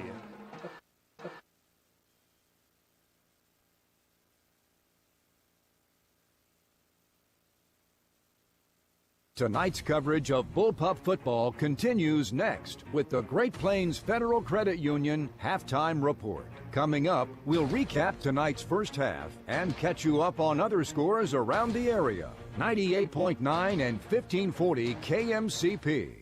One of the most important elements of success is knowing when to expand and when to focus on strengthening what you have. At People's Bank and Trust, we've done just that over the years, ensuring that we always have a solid base to provide for our customers and our community. At People's Bank and Trust, we never promise more than we can deliver, and what we deliver is safe, sound, reliable banking that puts you first. Let us put our experience to work for you and your family. People's Bank and Trust. Member FDIC. There is still time to make 2025 your year. For a limited time, sign up for MTC Fiber Internet and get free internet until 2026. You'll get internet that is 10 times faster than cable or wireless, plus a local network built by neighbors for neighbors. For more information or to sign up Sorry for about service, the technical difficulty, folks. AJ Bullock's on the return, who then fumbled it out of bounds. It will be McPherson ball. Or visit MTC4me.com. And we're going to try to figure out these technical difficulties. Football oh, here we go. On KMCP. We welcome you back. We are sorry about the technical difficulties. The ensuing kickoff was returned by A.J. Bullocks. He returned it to the far side, fumbled it out of bounds, but it did go out of bounds, so it's still McPherson's ball, and they will have it at their own 28-yard line, and they are down 28-0 with 7:13 to go in this first half. Yeah, Carter Bankston coming back out. He made one good throw. Now it's time to come back and get this football out quickly. They will hand it off on first down out of the backfield. Becker gets off of one man going to the second level, gets down to the 35, gain of 7 yards for Dane Becker. A good start for the guy wearing that same exact number on his jersey, number 7. It'll be 2nd down and 3 for the Pups. Yeah, that time they almost went with a little bit of a draw play. The Panthers were expecting pass there, and Dane Becker and this Bullpups offense were able to catch him off guard, pick up a good chunk on the first down play, now sets up 2nd down and short. They will be just near the left hash, just inside the left hash, I should say, with 6:40 and ticking first half. Shotgun, Becker in the backfield. They will get it to him on the edge. Somehow got away from 3 Panthers. Lowers the shoulder across the 40 to the 43-yard line. Boy, did it look like, nope, they'll give him back a yard, 42, but first down either way. Boy, did it look like there were about 3 black jerseys in the backfield, and then Becker somehow got away from them, went up the gut for the first down. Yeah, that was excellent vision by Dane Becker. He saw the hole, found the hole, even though it looked like it was clogged early for us. He found that hole, picked up 7 yards, and a good first down. First down and 10 at their own 42-yard line for McPherson. Back-to-back 7-yard rushes by Dane Becker. He's in the pistol as the tailback, and they'll give it to him. Hit at the line up high, also brought down by his ankles. Up front by Connor Holliday. No gain on first down, 2nd and 10. Yeah, now 2nd and 10. You've run it with Dane Becker. Now he's coming back. Now he's coming out, and Brady Millicent's coming in the game. But you've had 3 rushes in a row now. Now it's time to set up the pass and get this football out to Isaac Puhala or Ashton Malm. Bullpups down by 4 touchdowns, 5:45 to go in the first half. It'll be a pistol formation for Bankson again, wiping off his hands with the towel that he has behind his waist. 2 lined up wide to the left, one wide left, 2 wide right, and a tight end. Handoff out of the backfield. It's Millicent across midfield, lowering the head to the Great Bend 45-yard line. Good chunk of change, a gain of 13 by the backup tailback, Brody Millicent, the 5'11 sophomore. First down, Bullpups. Or just run right at him. Keep running right at him. That was an excellent run. That was just a simple power run, and this offensive line right now is getting it done on this drive early. You think maybe the front line is playing a little bit more angry this time? Yeah, that looked a little bit more angry to me. Pistol formation, 1 wide to the right, trips to the left with a tight end and 2 receivers. They have, I believe, Millicent in the backfield again for McPherson. They will hand it off. It is Millicent on the left side across the 45, which is the line of scrimmage, but maybe a yard further between the hash and the numbers far side. They'll give him a gain of about 2 yards on first down, 2nd and 8 at the 43. Yeah, another nice little run there. Just a simple 2-yard and a half pickup for Millicent. Now Dane Becker's back in the game. I noticed they brought the safeties up. They were sitting about 8 yards downfield. Good time to take a shot here. Another pistol formation with 1 receiver wide to the left, trips to the right with a tight end. That's Bo Barkley. 2 receivers as well. As Nathan mentioned, Becker is in the backfield. They're on the left hash. Play clock down to 10. Still plenty of time. Now they'll move Becker to the left hip pocket of Bankson as they work into the shotgun. Play action, shot play. They've got Mom. He's enshrined. He's got it at the 15, 10, 5. Touchdown, McPherson. And it is Ashton Mom getting the receiving touchdown on the shot play.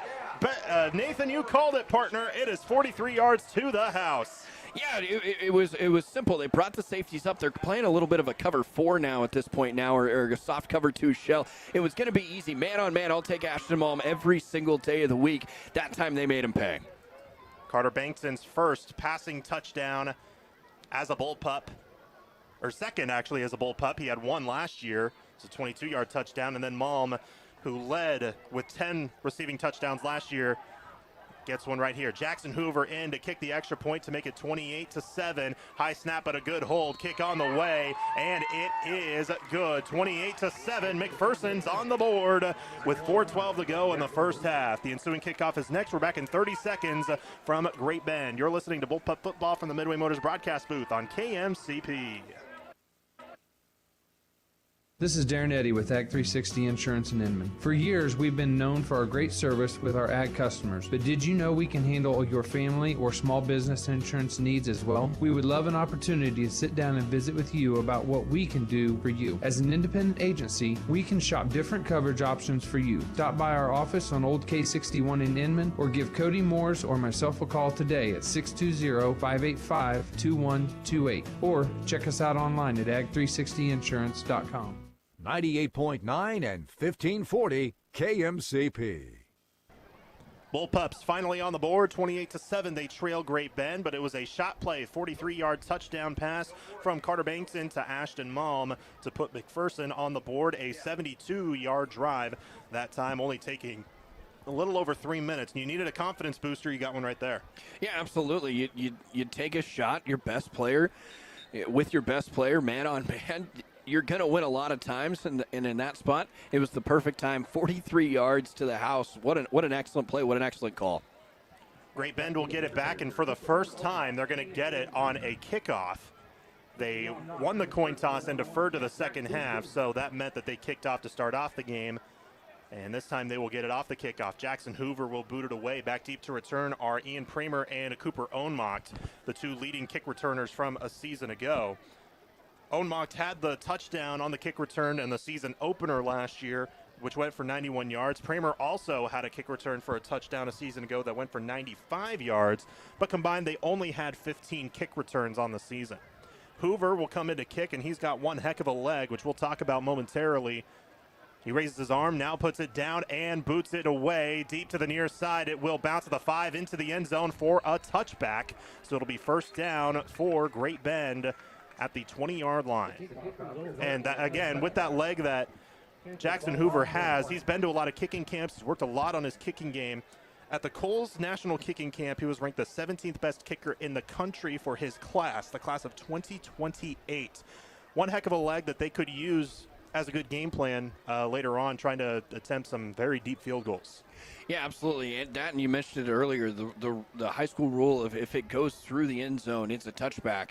And so that can play a major factor coming down the stretch here for this Bullpups team this season. Especially, yeah, you kick a 50-yarder, it's either no good, or it's either good or it goes through the end zone or the goal line. They'll toss it out. Holiday near side, hit at the line. He stretched forward somehow for a gain of about 4. Got past the white jerseys to dive forward. Good job by the front line to at least get there for McPherson, but it still turns into a decent gain for Great Bend.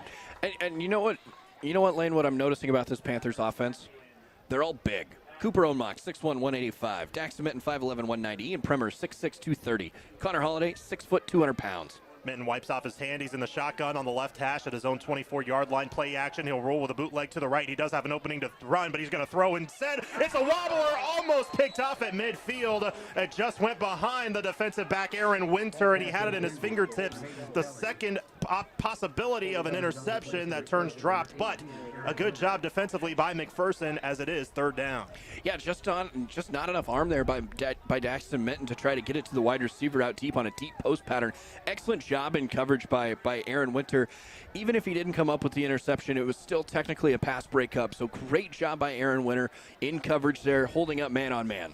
Clock stops with 3:35 to go first half. Great Bend with the ball and the lead. 28-7.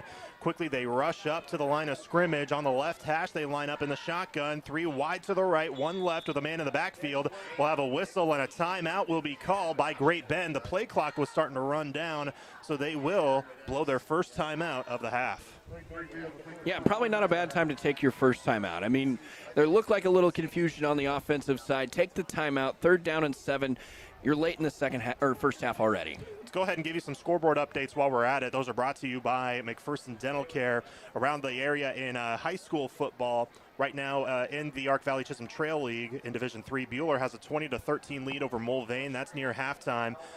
We're starting off our first coverage of Andale High School. They're on the road against El Dorado. Without looking, I want you to take a guess on the lead that Andale has. I'm going to go with a lot. Just a generalization, eh? Yeah, it's probably too many for me to count. I only have 10 fingers. 8:09 to go first half. They're up 54-0. Yeah, I don't have that many fingers. Those are the scoreboard updates brought to you by McPherson Dental Care, providing healthy smiles with a gentle touch. Back on the field they go. Empty back shotgun for Daxon Mitten on the left hash. 3 wide to the right, 2 to the left. He'll take the snap. Pressure comes on the near side with Winter on the deflection on the pass attempt, and it is down. Jaron Stutzman knocked it away. It was a defensive back blitz with Aaron Winter bringing the extra pressure. He tried to throw it across his body, and who's there but the star defensive end, Jaron Stutzman, who's getting college offers, putting his hands up to at least get a fingertip on it. 4th down and 6, and McPherson will get it back via the punt. Yeah, an excellent play by Stutzman. Stutzman's one of those guys that is going to be key to this defense and their success all season long. And if he's making plays like that, especially at the defensive end position, because you know he's going to be able to get home as the season goes on, it's all just going to be so much better for the Bullpups. 3:28 to go first half. Cohen Raborti to punt. Dane Becker back deep to return. He's lined up at his own 45. It's a high side-by-side punt. Fair catch signaled. Trying to wave people away to get from the ball as it bounces with a backspin at the 45. Then rolls side to side from the 48 to the 45 between the hashes.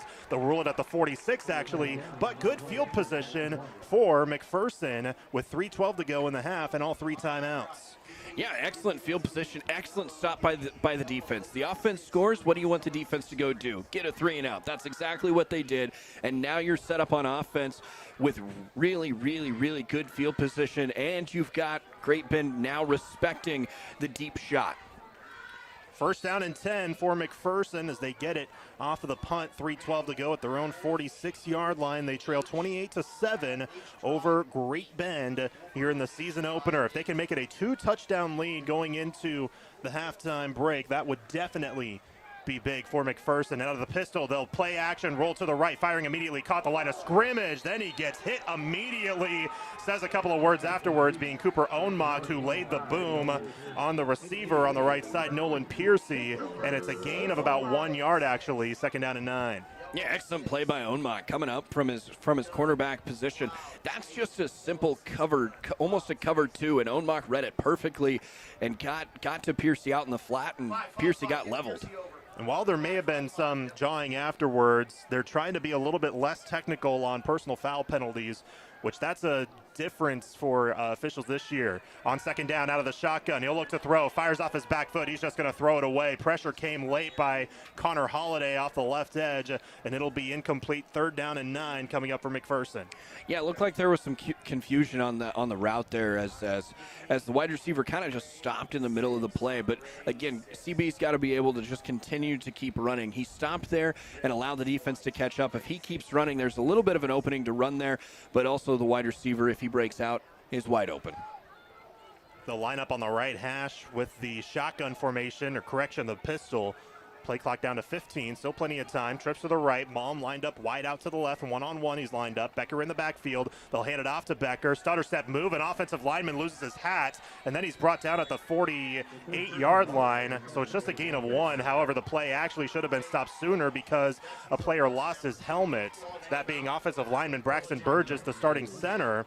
But instead it does not. Instead, they do give it a gain of 1, and it's 4th down and 8 coming up. 2:05 to go, and the clock is ticking. Head coach Jace Pavlovich talking to the line official on the near side. Don't know if he wants to call timeout or what the plan will be right here. We'll see what McPherson will do. There's still 20 on the play clock, minute 55 to go in the game clock.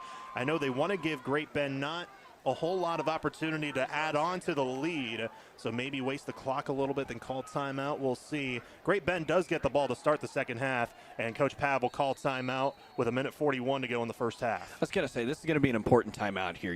If it will allow you to get your guy back on the field, you almost have to do it, because that's the center, Burgess, Braxton Burgess, and if you can't have the center on, now you have to go to the backup center, and normally when you have that happen, snap starts to go awry, and you really want to just stick with the starter as best as possible. That's true. That's a good point. Well, Jackson Hoover is in the huddle on the near sideline. McPherson burned their first time out of the half. Minute 41 to go in the second quarter. 28-7. Great Bend leads over McPherson. McPherson defense did a good job on the last possession, but it was the start of the game that kind of went rough for them, as the first 3 touchdowns came in the first quarter, I should say, as it was a pick 6 and then 3 offensive touchdowns. Two of them came in the first quarter. The other two came in the second quarter, but I digress. 111 total yards on offense for Great Bend with about 7 minutes time of possession. Now, McPherson has 13 minutes time of possession. They have 83 yards on offense. 72 of them came in the last drive.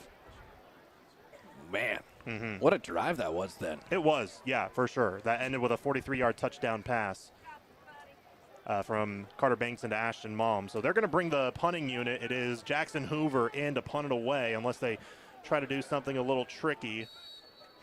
Cooper Ohnmacht is back deep to return. He's at the 15. It is a good snap and a good boot. Side over side it goes. Fair catch signaled. Then it'll bounce out of bounds near the 25-yard line. Where will the officials put it? Nope, minus a yard, 24. Nope, they're going to go forward a few more. Officials, where are you putting it? As the line official on the near side was first at 24, then went a little further. Now he's going to mark at the 28-yard line in McPherson or Great Bend territory. 1:34 to go first half. Great Bend with the ball up 28-7. Now they get the ball to start the second half, but they're going to probably want to try to milk this a little bit more as much as they can, and we'll see what they do.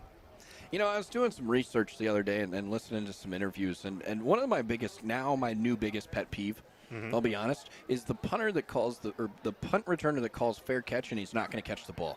Because if you do that, they can start playing the ball.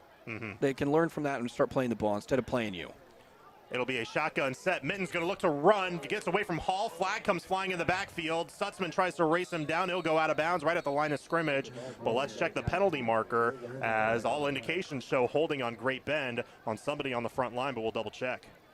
Yeah, and if that's true, if that holds up and is holding on Great Bend, that'll just be their second penalty of 15 yards today. So both teams have really kind of played a clean game. All I have right now is four total penalties.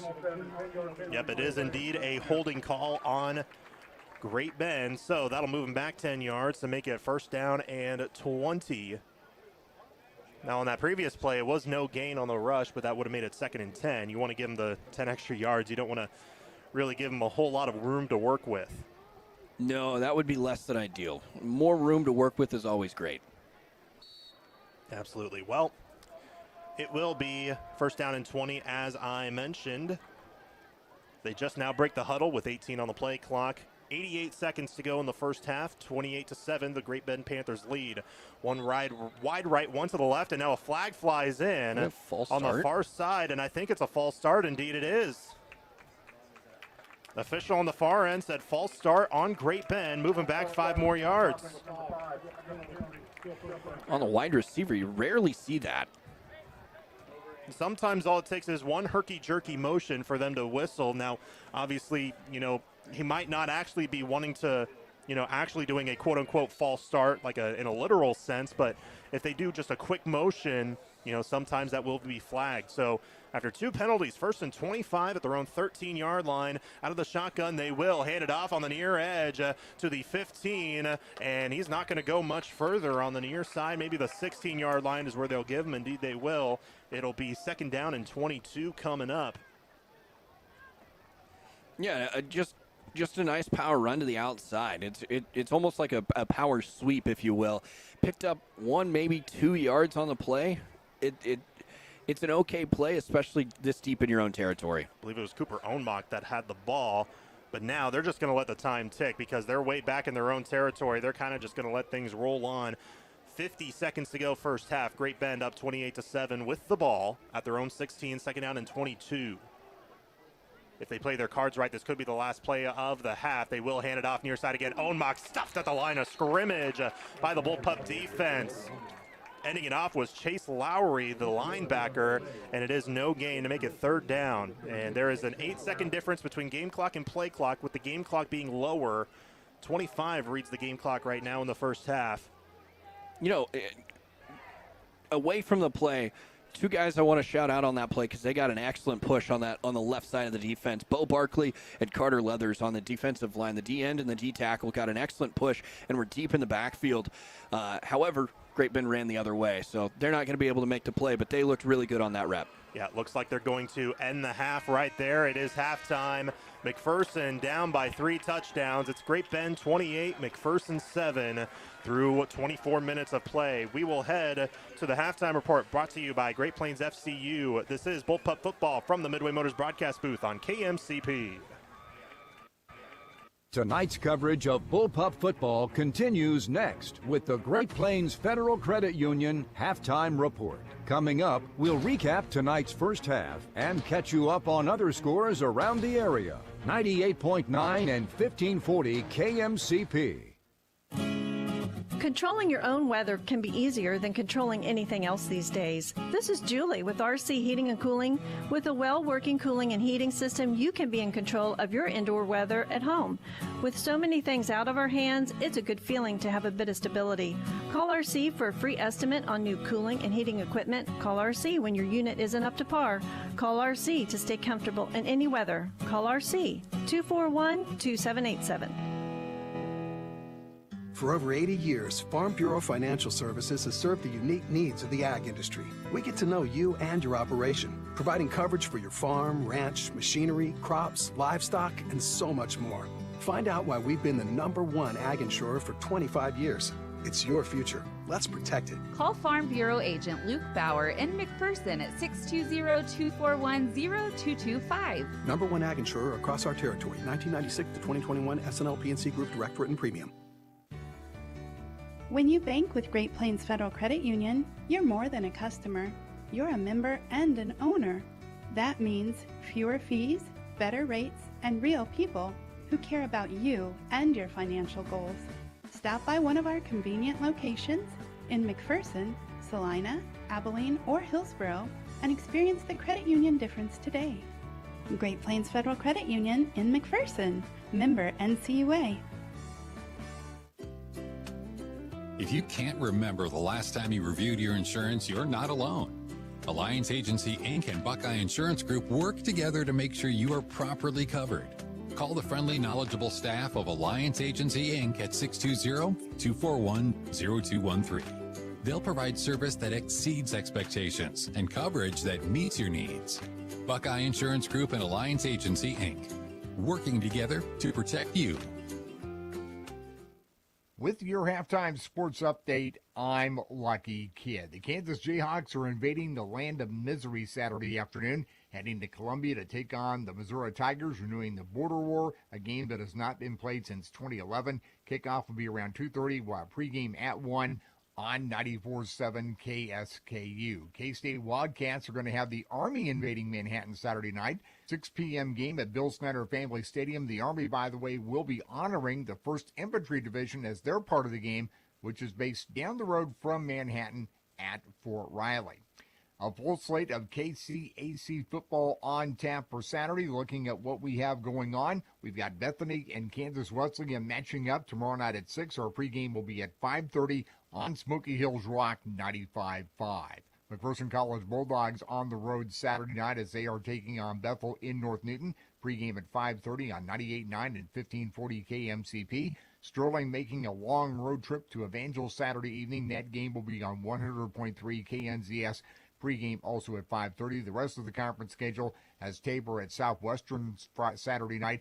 We have afternoon games with Ottawa against St. Mary and Avila against Friends. Hutchinson Community College begins the defense of their NJCAA National Championship Saturday afternoon on the road. They travel to New Mexico Military Institute.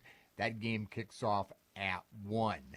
McPherson College Volleyball will be wrapping up their invitational on Saturday. Their matches with William Penn at 2 and then at Doane against 4:30. Bethany College is hosting their invitational today and Saturday. Also, we have the Swede Volleyball at Evangel for a quad where they'll face Mission and Texas A&M Texarkana on Saturday morning, that in Springfield. Central Christian College Volleyball will be on the road on Saturday, taking on USAO in Chickasha. That match gets underway at 1. We'll check the scoreboard when we come back. More of the Great Plains Federal Credit Union halftime report is coming up after this. Visit GPFCU in Hillsborough or McPherson or online at greatplainsfcu.com. Bullpup football on KMCP.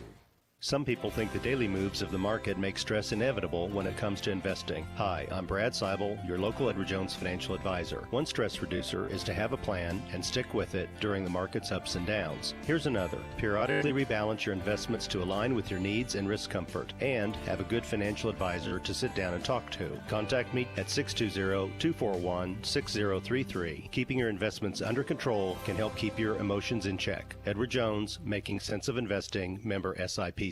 Parking lots and driveways can be expensive to install. This is Derek Fees. Let APAC Kansas Shears Division help you properly maintain these investments. Patching, crack filling, sealing, and striping are just some of the services we provide. Call APAC today at 620-662-2112. Start your home remodel at the Finished Flooring Interiors. From stunning Mohawk flooring to Kansan-made onyx or custom cabinetry, we've got the style and quality you need and the professionals to put it together. Find us at Euclid and Main in McPherson, because every great home starts with the finish. Hey Bulldog fans, this is Celestina Ratumbin, the libero for McPherson College Volleyball. Come join us at Holman Fieldhouse September 4th through 6th for the McPherson Volleyball Invitational. See all of the action from some of the region's best volleyball teams. You can purchase tickets online at macbulldogs.com. That's September 4th through 6th at Holman Fieldhouse. It's a great day to be a Bulldog. Hi, this is Lucas Raleigh with Raleigh Insurance. If you are thinking about shopping your farm or ranch's insurance, let us do the shopping for you with our newly expanded markets and carriers. As an independent agency, we've been working with family farms and large commercial farmers across Kansas for the past 50 years. Check out RaleighInsurance.biz, see me in Little River, or stop by Raleigh Insurance in Inman or Lyons today. Since 1965, your choice for home, auto, farm, and commercial insurance. Raleigh Insurance. Get your free quote today. Taking out the latest scores on the Ad Astra Radio scoreboard tonight, Hutcheye and Andover Central are scoreless after one. Mulvane up on Bueller 13-12 in second. Inman leading Trinity Catholic 6-0 late second. Central Christian up on Sunrise Christian 28-0 in the second quarter. Conway Springs leading Nickerson in the second 20-13. Hillsboro leading Haven 6-0. Linden beats Pretty Prairie tonight 52-0. That game ended at halftime, and that was an early starting game. Beloit was up on Lyons 38-0. The last score we had there in the second quarter. Great Bend leading McPherson 28-0 in the second. Canton Galva right now up on Center 12-0. That game in the second quarter. Mount Ridge after one led Bennington by a score of 14-7. Halstead and Heston tied up at 7 tonight in one of the rivalry games going on tonight. Chitty and Holcomb also tied in the second quarter. They're knotted up at 6. Southeast of Saline is leading Minneapolis 14-0 at the end of one quarter. And those are the scores that we have in right now on the Ad Astra Radio scoreboard. Stay with us. We'll keep you up to date on the scores as they do come in this evening. The Kansas City Chiefs trailing the Los Angeles Chargers 7-0 in the first quarter in their game down in Brazil. And in the top of the fifth, the Royals leading the Twins 2-0. Stay with us. We'll have more sports scores for you as we go through the evening. From the Ad Astra Sports Desk, I'm Lucky Kid. When today is unpredictable, staying focused on your long-term financial goal matters more than ever. Count on your Ameriprise financial advisor for personalized, goal-based advice to help you navigate now and stay on track for tomorrow. Call Prairie Hills Financial Group, a private wealth advisory practice of Ameriprise Financial Services, LLC today at 620-504-5062. Offices located in McPherson, Hutchinson, Wichita, and Dodge City, Kansas. Hi, I'm Andrew Ealing. I'm excited to tell you about the Poo Squad of Hutchinson. Are you tired of the unpleasant task of picking up dog poop? I can help. We offer a one-time or weekly service for your convenience. Our pricing is affordable and varies based on the number of dogs. For one dog per week, it's only $12 or $52 a month. You can easily book online at hutch.thepoosquad.com or call or text at 620-322-0522. We take a lot of crap from our customers. Contact the Poo Squad of Hutchinson today. At Mid-Kansas Credit Union, we live by our motto, grounded in the past, growing for the future. We are a full-service credit union with offices in Mound Ridge and Bueller. Mid-Kansas Credit Union would like to wish all the athletes the best of luck as they compete this season. Looking for your next ride? This is Jason. Come see me at McPherson Car Connection, where you'll find quality used vehicles you can trust. McPherson Car Connection. Stop by today for a quick, no-hassle, enjoyable car buying experience. Hi, I'm Dr. Matthew Perry, and I work with McPherson Dental Care, and we are excited to have 6 locations in our communities in order to serve and take care of your dental needs. McPherson Dental believes whether you are 2 or 92, your teeth are important to your overall health, and we want to make sure we are taking care of you and your loved ones every step of the way. It's our honor to live and work in your communities, and we want to thank you for choosing us and letting us be your hometown dentist. That's McPherson Dental, providing healthy smiles with a gentle touch. Bullpup football on KMCP. Welcome back to Great Bend as we continue the Great Plains Federal Credit Union halftime report. It's Great Bend 28, McPherson 7 through one half of play. Second half action still about 5 minutes away. Wind starting to pick up. Blew around some papers here in the press box. We have the window open. I think it kind of threw all of us off, but I digress. Definitely, as much as we'd want to, blame the wind on the way that the game's gone today, it's been a couple of, unforced errors by McPherson a couple of times, but at the same time, Great Bend, they've outplayed McPherson quite a few times from what we've seen so far, which, credit a lot of that to the incredible skill, talent that they have. We knew that coming into this game, and, McPherson, they're down 3 touchdowns. It's definitely a doable ball game, but just about everything has to go perfect in the second half. Yeah, 100%. And you said it best. This is a really, really, really good Great Bend team. There's a reason why they were playing for the state tournament, for the state title last year in 5A. And this McPherson team is a young team that's fighting, and there's now a lot of second-year starters that may be juniors that were sophomores last year that are going to have their coming out seasons, but against a tough team, you're going to see some flashes. You may take your lumps, and that's okay, especially early on in this year, because this is the type of game early on in the year right now that's going to teach you and have learning moments the rest of the season, especially from this first half. Yeah, and especially Coach Pavlovich talked about quite a few times that, they know how good this team can be. They know how good they can be. They try not to put any pressure on themselves. In fact, they were pretty fired up about coming into this game. But he also said after practice, there's going to be some growing pains. He told that to the team because, there's going to be stuff that messes up in practice. I mean, it's practice. There's only been practice for 3 weeks, technically. Yeah. And this is game number 1, and they did go off the jamboree. But he said, But he hyped up the guys saying, yes, we're going to mess up in some points. We're going to get better. The season's going to continue on, and that's what's kept, the mentality pretty positive about this team. And, yeah, the scoreboard doesn't really reflect it, but they know that this team is in, high spirits regardless of how this game ends, because they know that, from the rest of this half, for the next 7.5 games plus, things are going to get better. 100%. And what you want to see here, and we've seen it in the first half, is you're okay with the physical mistakes. Physical mistakes are going to happen. We're human. That's going to happen. The mental mistakes are where you can't take it. You want to be prepared and do everything the right way. And right now, this McPherson team, so far, in my opinion, I'm not in practice every day. They're making every play. They're in the right spots for every play. Mm-hmm. It's just not coming their way right now, and it will as the season goes on. You start creating your own luck, especially when you start playing teams that are less talented than this Great Bend team. We talked about in the pregame, I know there's a lot of people trying to make the case when it comes to playoff seeding, how it should be, right now it's just directly based off record, how some people want it to be based off strength of schedule as well. Advantage McPherson if that's the case this year, because, not just Great Bend, but what they have moving forward with the tough teams that they have to go up against. Chanute's team to talk about in 2 weeks. Winfield is a pretty good team that McPherson got past last year. Mulvane, Bueller, a lot of tough teams that they're going to play this year. But Coach Pav has also made it a point to just not, really let them, let anything like that dampen their spirits, because they know they're going to face a lot of really good teams. In fact, McPherson just brought themselves back onto the field, saw a couple of guys fired up. I'm sure something pretty impressive was said by Coach Pav in the locker room. I mean, he's a pretty inspirational guy. Let's just say that. Yeah, and I obviously we're going to move on. We're going to go to the second half, and we're going to continue to make strides as an offense, but in a defense, and a whole team really. But again, look at this Great Bend team. Look at who they've had going for them. Daxton Minton, third-year starter. Ian Premer, third-year starter. There are guys. This Great Bend team is very, very, very similar right now to this McPherson team, where Great Bend was 2-3 years ago. Is a lot of young guys that are going to take their lumps. They did take their lumps. They were not very good, and now look at them. They're runners-up in state. Absolutely. Well, what are some first half numbers that you have? Yeah, right now, leading rusher right now for the Bullpups is Dane Becker. He's got 32 yards on 11 carries. Carter Bankston's got 9 yards as well. And number 8, Brody Millison, has 17 yards on 3 carries.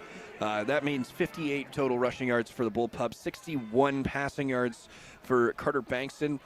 His leading receiver, Ashton Malm, with 58, and that 43-yard touchdown reception.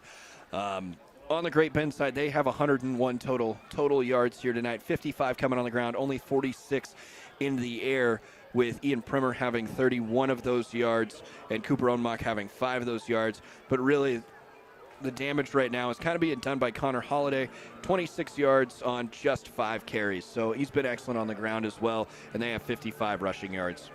For sure. Well, there's still, both teams are on the field. The clock is going to reach 0. I believe there's a 3-minute buffer to kind of warm everybody up. Before we get back into second half play in a moment, let's go ahead and give you some more scoreboard updates. You heard Lucky Kid at halftime give some of the scoreboard updates. Let's give you a couple of more, brought to you by McPherson Dental Care. You heard about the Kansas City Chiefs. Their season opener is today. They're currently trailing 10-3 in the second quarter to the LA Chargers down in Sao Paulo, Brazil. Some other first half scores. There's a final. This is a 6-man beatdown. Pawnee Heights over Chase 70-12 because it's a big blowout. That's over at halftime. Canton Galva up over Center 34-0 at halftime in 8-man. Marion defeats Harrington, they're up on Harrington 40-0 at the half. Moving up as well, other games to look at. Derby ahead of Hayes 14-7. Great Bend fans will definitely love to hear that. That's at halftime. Another one, Axtell's win streak continues to 53 in a row. They defeated Lynn 52-6. Other halftime scores that we have going on in the state of Kansas. Bueller up over Mulvane 20-16 at halftime. That is down in Mulvane. Those scoreboard updates are brought to you by McPherson Dental Care, providing healthy smiles with a gentle touch. We'll take a timeout. We're back in 60 seconds here from Great Bend. Second half action is next. You're listening to Bullpup Football from the Midway Motors broadcast booth on KMCP. At Pleasant View Home, you are in control. Our memory care unit offers completely resident-directed care in a safe, secure, home-like environment with 24/7 staffing, private rooms and baths, and a secure outdoor courtyard. Every detail is designed for comfort and dignity. A dedicated activity director ensures every day is full of life, engagement, and purpose. Our staff are specially trained in Alzheimer's and dementia care because every person matters at Pleasant View Home. The Kansas legal team at Pyle Law handles cases in McPherson County and throughout the state of Kansas. Now is the time to call for your free consultation. This is Liz Pyle, and my husband Tom has over 25 years of experience in all matters relating to workers' compensation, car wrecks, and personal injury law. Tom takes the time to evaluate your options, inform you of your rights, and walks you through the complicated process of seeking compensation for your personal injuries or loss. Contact me at 620-241-9000 and I'll schedule your appointment with Tom today. 98.9 and 1540 KMCP. We're just moments away from second half action between the McPherson Bullpups and the Great Bend Panthers to start off the season. I'm Lane. With me is Nathan. We thank you for joining us on this Friday night to start off the high school football season. It's a great one that we've had so far here today. Now, McPherson lost the toss. Great Bend won the toss. They decided to defer to the second half, so Great Bend will have the ball to start off the second half of action here this evening. It's 28-7 Great Bend through one half of play. How the scoring has gotten to this point, it was a pick six on the first offensive possession by McPherson. It was a Cooper Onmock pick six that went for about 70 yards down the far sideline, which made it 7-0 Great Bend. Great Bend then scored on 3 straight offensive possessions, a 3-yard touchdown run, capped off a 13-yard drive. That was a 3-yard touchdown rush by Ian Premer. Then on the following drive, they went 74 yards in 3.5 minutes, which ended in a 10-yard rushing touchdown by quarterback Daxton Mitten. And then the very next drive, which went into the, which was their first drive in the second quarter, their first full drive of the second quarter, 20-yard drive in 40 seconds, finishing with an 18-yard touchdown pass, Daxton Mitten to Hayden Kelly. McPherson's lone score came which finished off a 3-minute, 72-yard touchdown drive with about 4 minutes to go in the first half. It was a 43-yard touchdown pass from Carter Bankson to Ashton Malm. So that's the scoring that we've had so far in this game. 24 minutes down, 24 minutes to go to start off the season. McPherson will kick it from the left to the right as we see it to Great Bend, and the Panthers will move from vice versa. It'll be Jackson Hoover to kick it off. Cooper Ohnmacht and Ian Premer are back deep to return for the Panthers. Yeah, getting good field position right now for the Panthers is going to be huge. They've got two really good returners in Cooper Ohnmacht, Ian Premer back there. If they can get to about the 25, 30, 35-yard line, they're going to be in a good spot to start this second half. Let's think about this. We'll talk about it after this.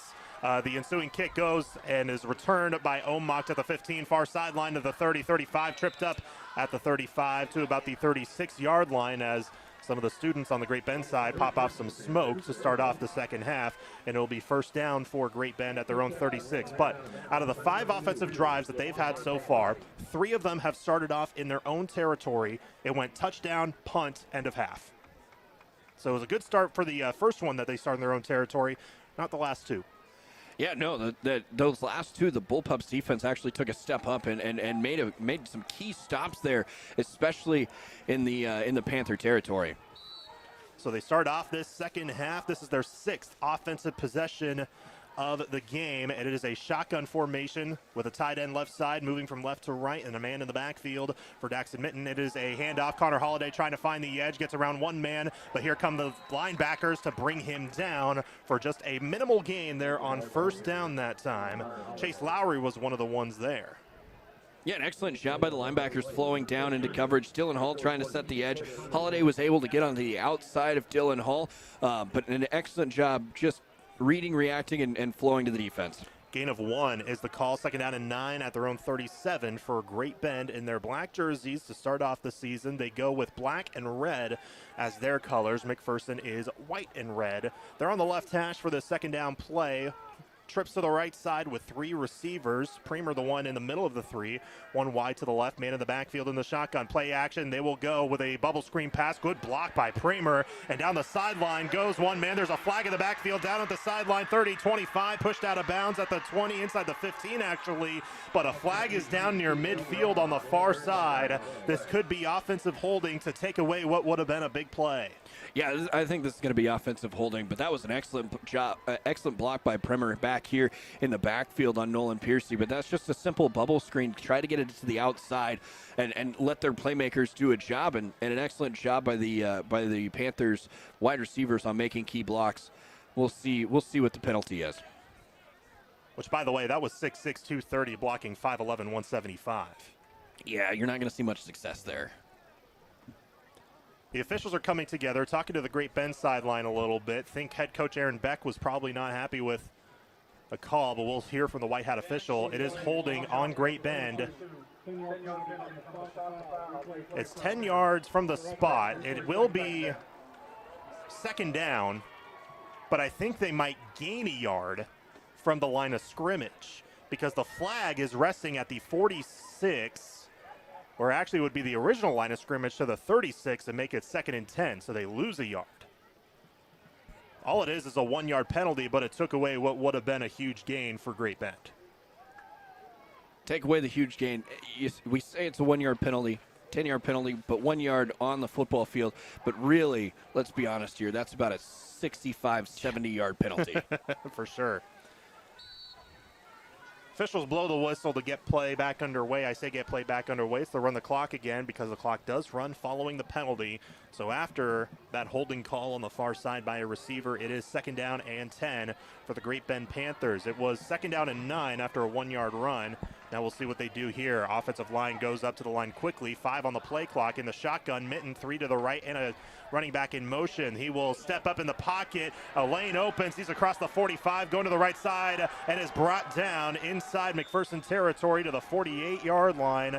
Nolan Piercy being the last man to bring him down, but a gain of 17 yards, actually 16 as it's to the 48-yard line. But either way, a good chunk of change by QB1. First down for Great Bend 1 minute into this second half. Yeah, just a design quarterback draw. The linebacking core of the Bullpups went out into their zone coverage and were not able to pick up that Daxton Minton was going to keep the football. He picked up 16 yards and now into bullpup territory. Shotgun formation. McPherson lines up with 4 on the line, and they will rush for it, but they'll hand it off to Premer near side. He'll only get a gain of 3 yards to the 45-yard line to make it 2nd down and 7 for the Panthers. I like that little wrinkle that the Panthers have done with Ian Premer. They move him all over the football field, and really, if you're going to do that with your best player, he's the perfect guy to do it. He can do everything. 6'6", 230. He can line up in line. He can block with the best of them, like we saw a couple of plays ago. But now he's going to run the football. That's going to be tough to bring down. He's kind of a jack of all trades.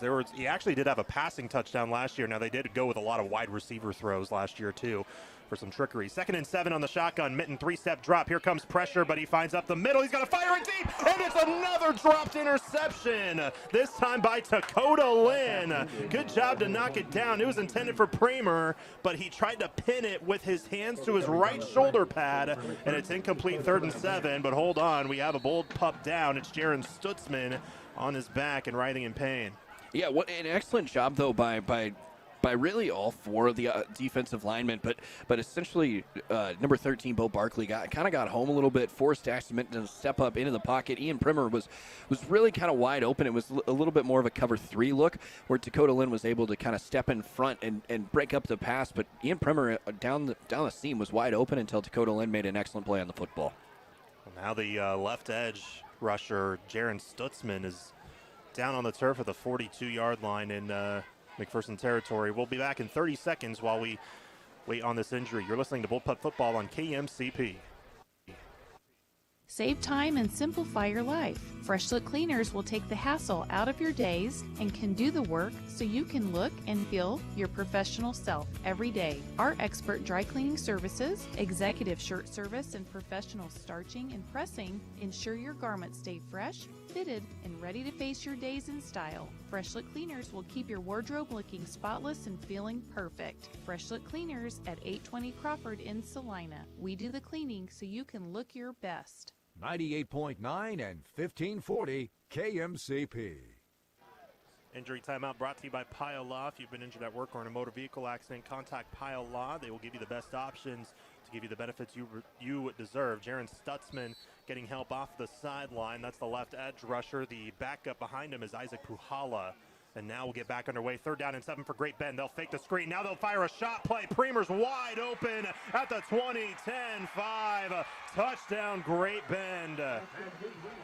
Adding insult to injury, 45-yard touchdown on the fake screen and a shot play down the left sideline from QB1 to the future Fighting Irishman. 34-7, Great Bend.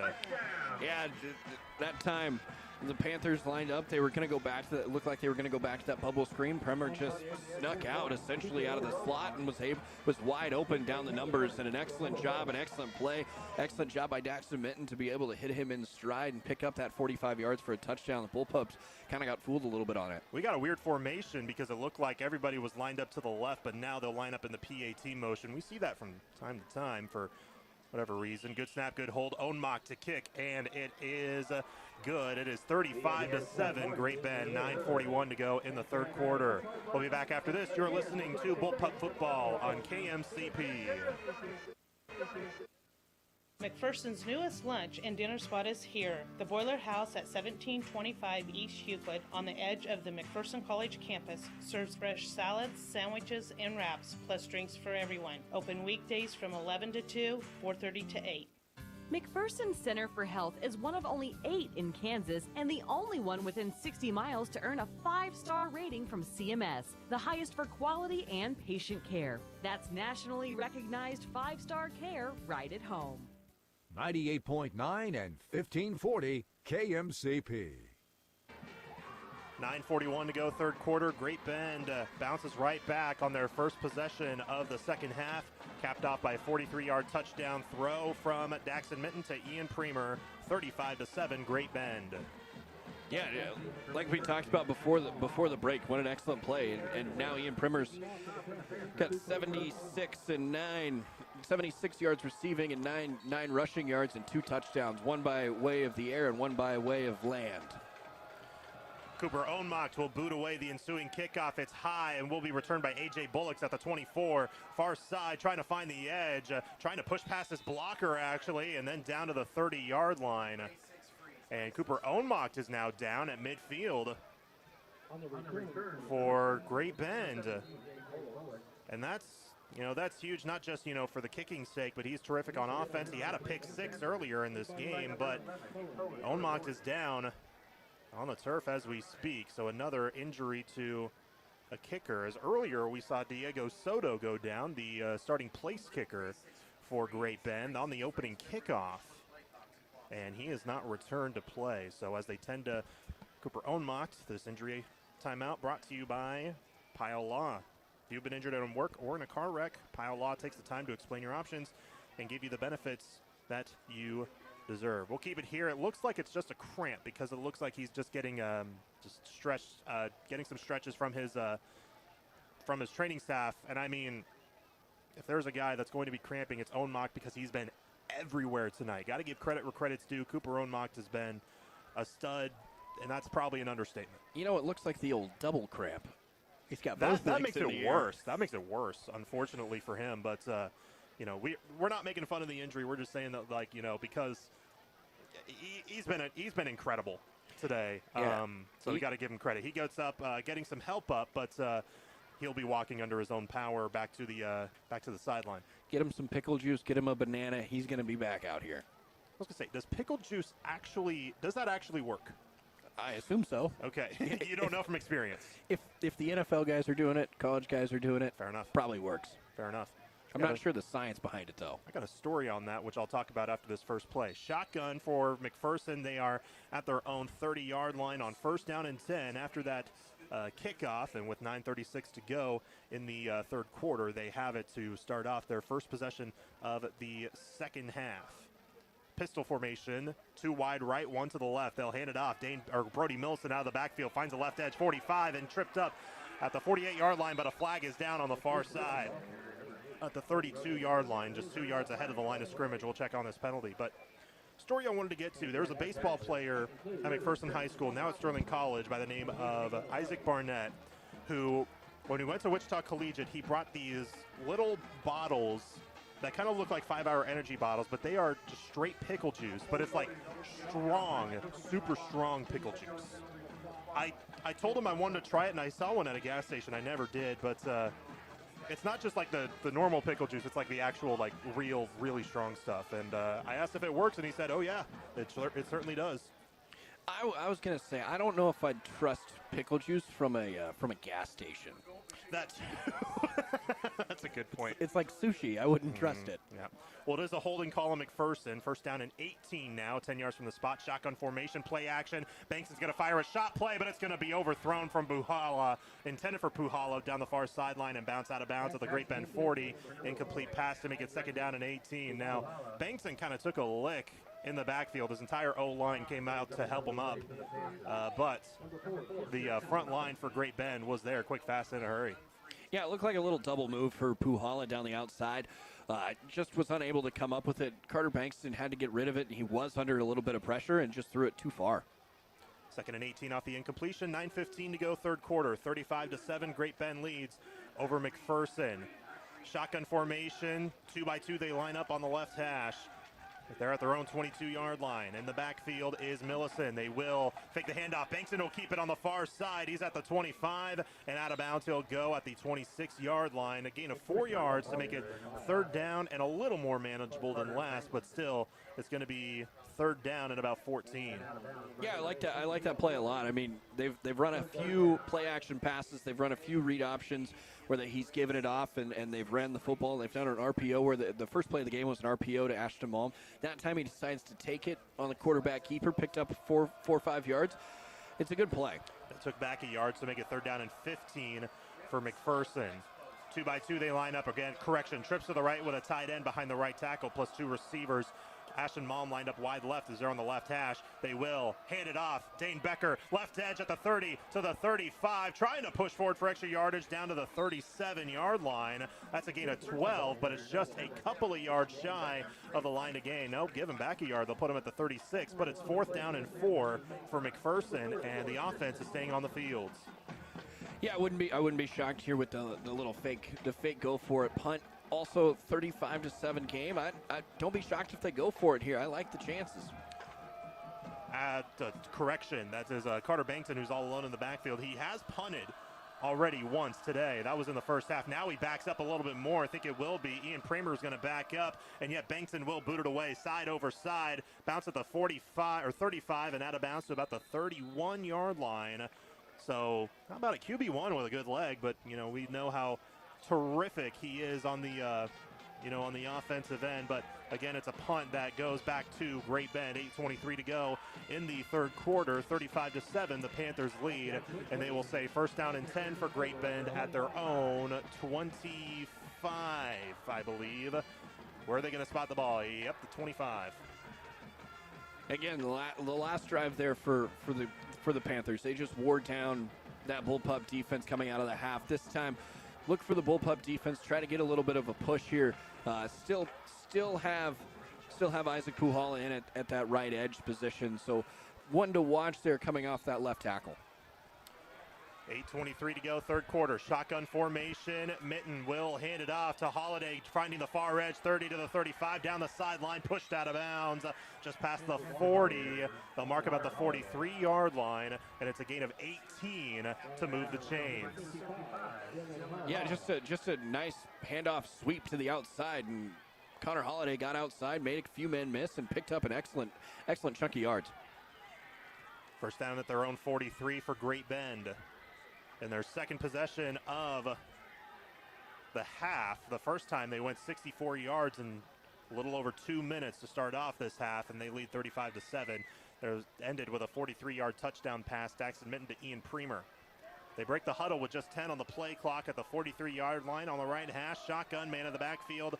2 lined up wide to the right, 1 to the left with a tight end. High snap, and it is a fake handoff. Mitten keeps far side, and he is out of bounds at the 48-yard line. Rushing in late to push him or force him out of bounds on the defensive side was Keaton Crane.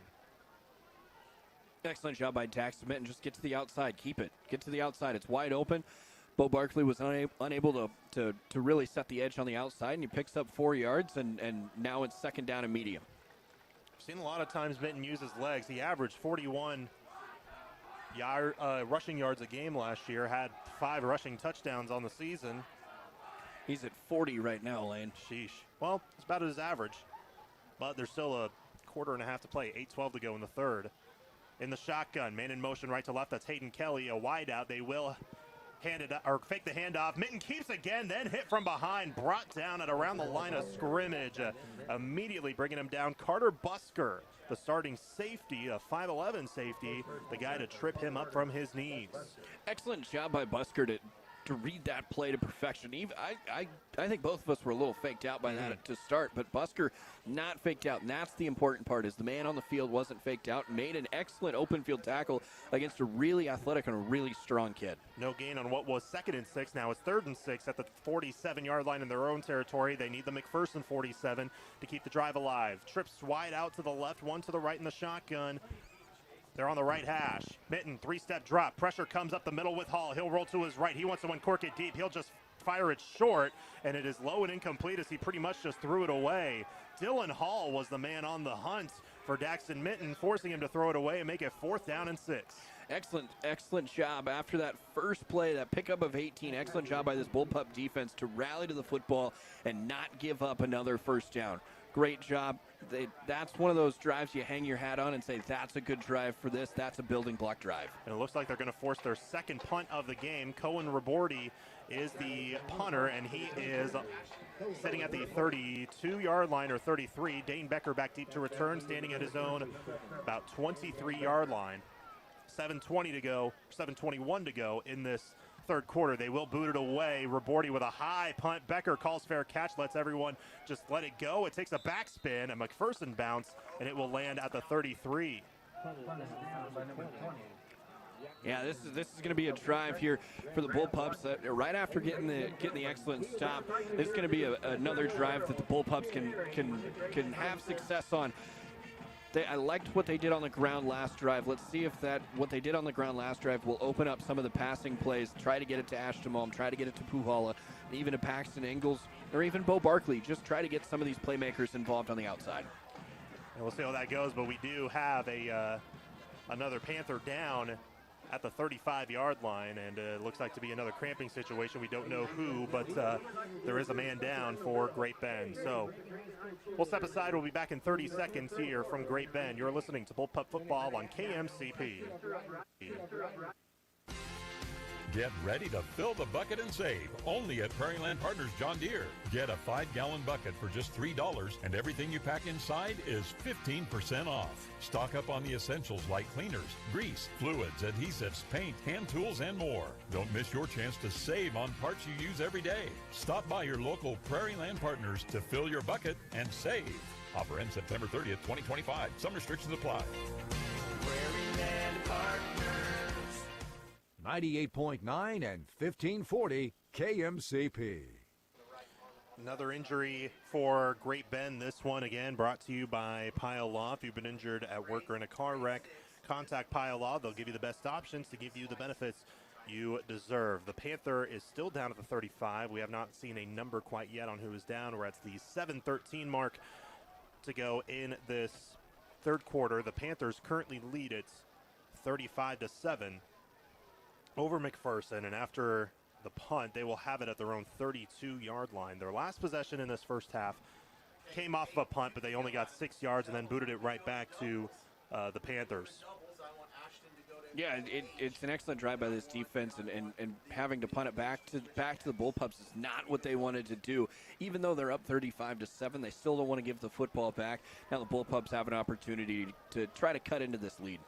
The injured Panther was Cohen Rabordi. He did get stretched out a little bit. Now he's walking off under his own power. He is one of the starting safeties, so one of the backups will come in for him. But McPherson back on the field offensively. First down and 10 at their own 32 on the left hash, and the pistol. They will hand it off. Dane Becker right side gets between the guard and the tackle, between the hashes across the 40 and down just near the marker to gain. I think they will rule him just short a yard, or will they? The official on the near side put out his arms, or waving his arms, normally signaling to stop the clock. It's either second and short or first and 10, and they do mark it a first down, a 10-yard gain from Dane Becker on the run, and it's first and 10. The chains have not moved, but the official in the middle, the white hat official, said first down, and now the chains will move. In the pistol, they will hand it off again. Becker gets hit and brought down from behind at the line of scrimmage. He did a little stutter step move between the hashes, found one man to push through, but then gets dragged down by Cale Kern to make it no gain, and second down and 10 yards coming up. Second down and long here. Linebackers are coming up to try to stop the run. I'd try a little play action pass. Nothing to take a shot or anything. Maybe just an intermediate 10, 12-yard gain. 6:25 and ticking to go third quarter. Second down and about 9.5. They rule it. Flags come flying in as there was movement up front, but who moved first? Some notions say it was Great Bend, which would not be the first time that had happened. And I believe indeed it is a penalty on Great Bend. It is an offside penalty on the defense. So make it second down and 5 coming up for McPherson, and they will have it at the 47.5. Yeah, on an aggressive defense, that's something that's going to happen. You're going to try to make a play. You're going to try to get off the ball as quickly as possible. That time, a nice hard count by Carter Bankston is an excellent play. They'll look to throw. Here comes pressure. Bankston will eat it up in the backfield. Bringing him down was Connor Holiday, and it's the sack for McPherson. In fact, the first sack given up of the game, but that one's a big one on what was second down and 4.5 after the penalty, and it turns back into third down and 10 back at the 42. Yeah, that time Connor Holiday came out off of his edge position, almost came unblocked and was able to bring him down. I know Carter Bankston almost got away, but unable to get away, and Connor Holiday is able to record his first sack of the season.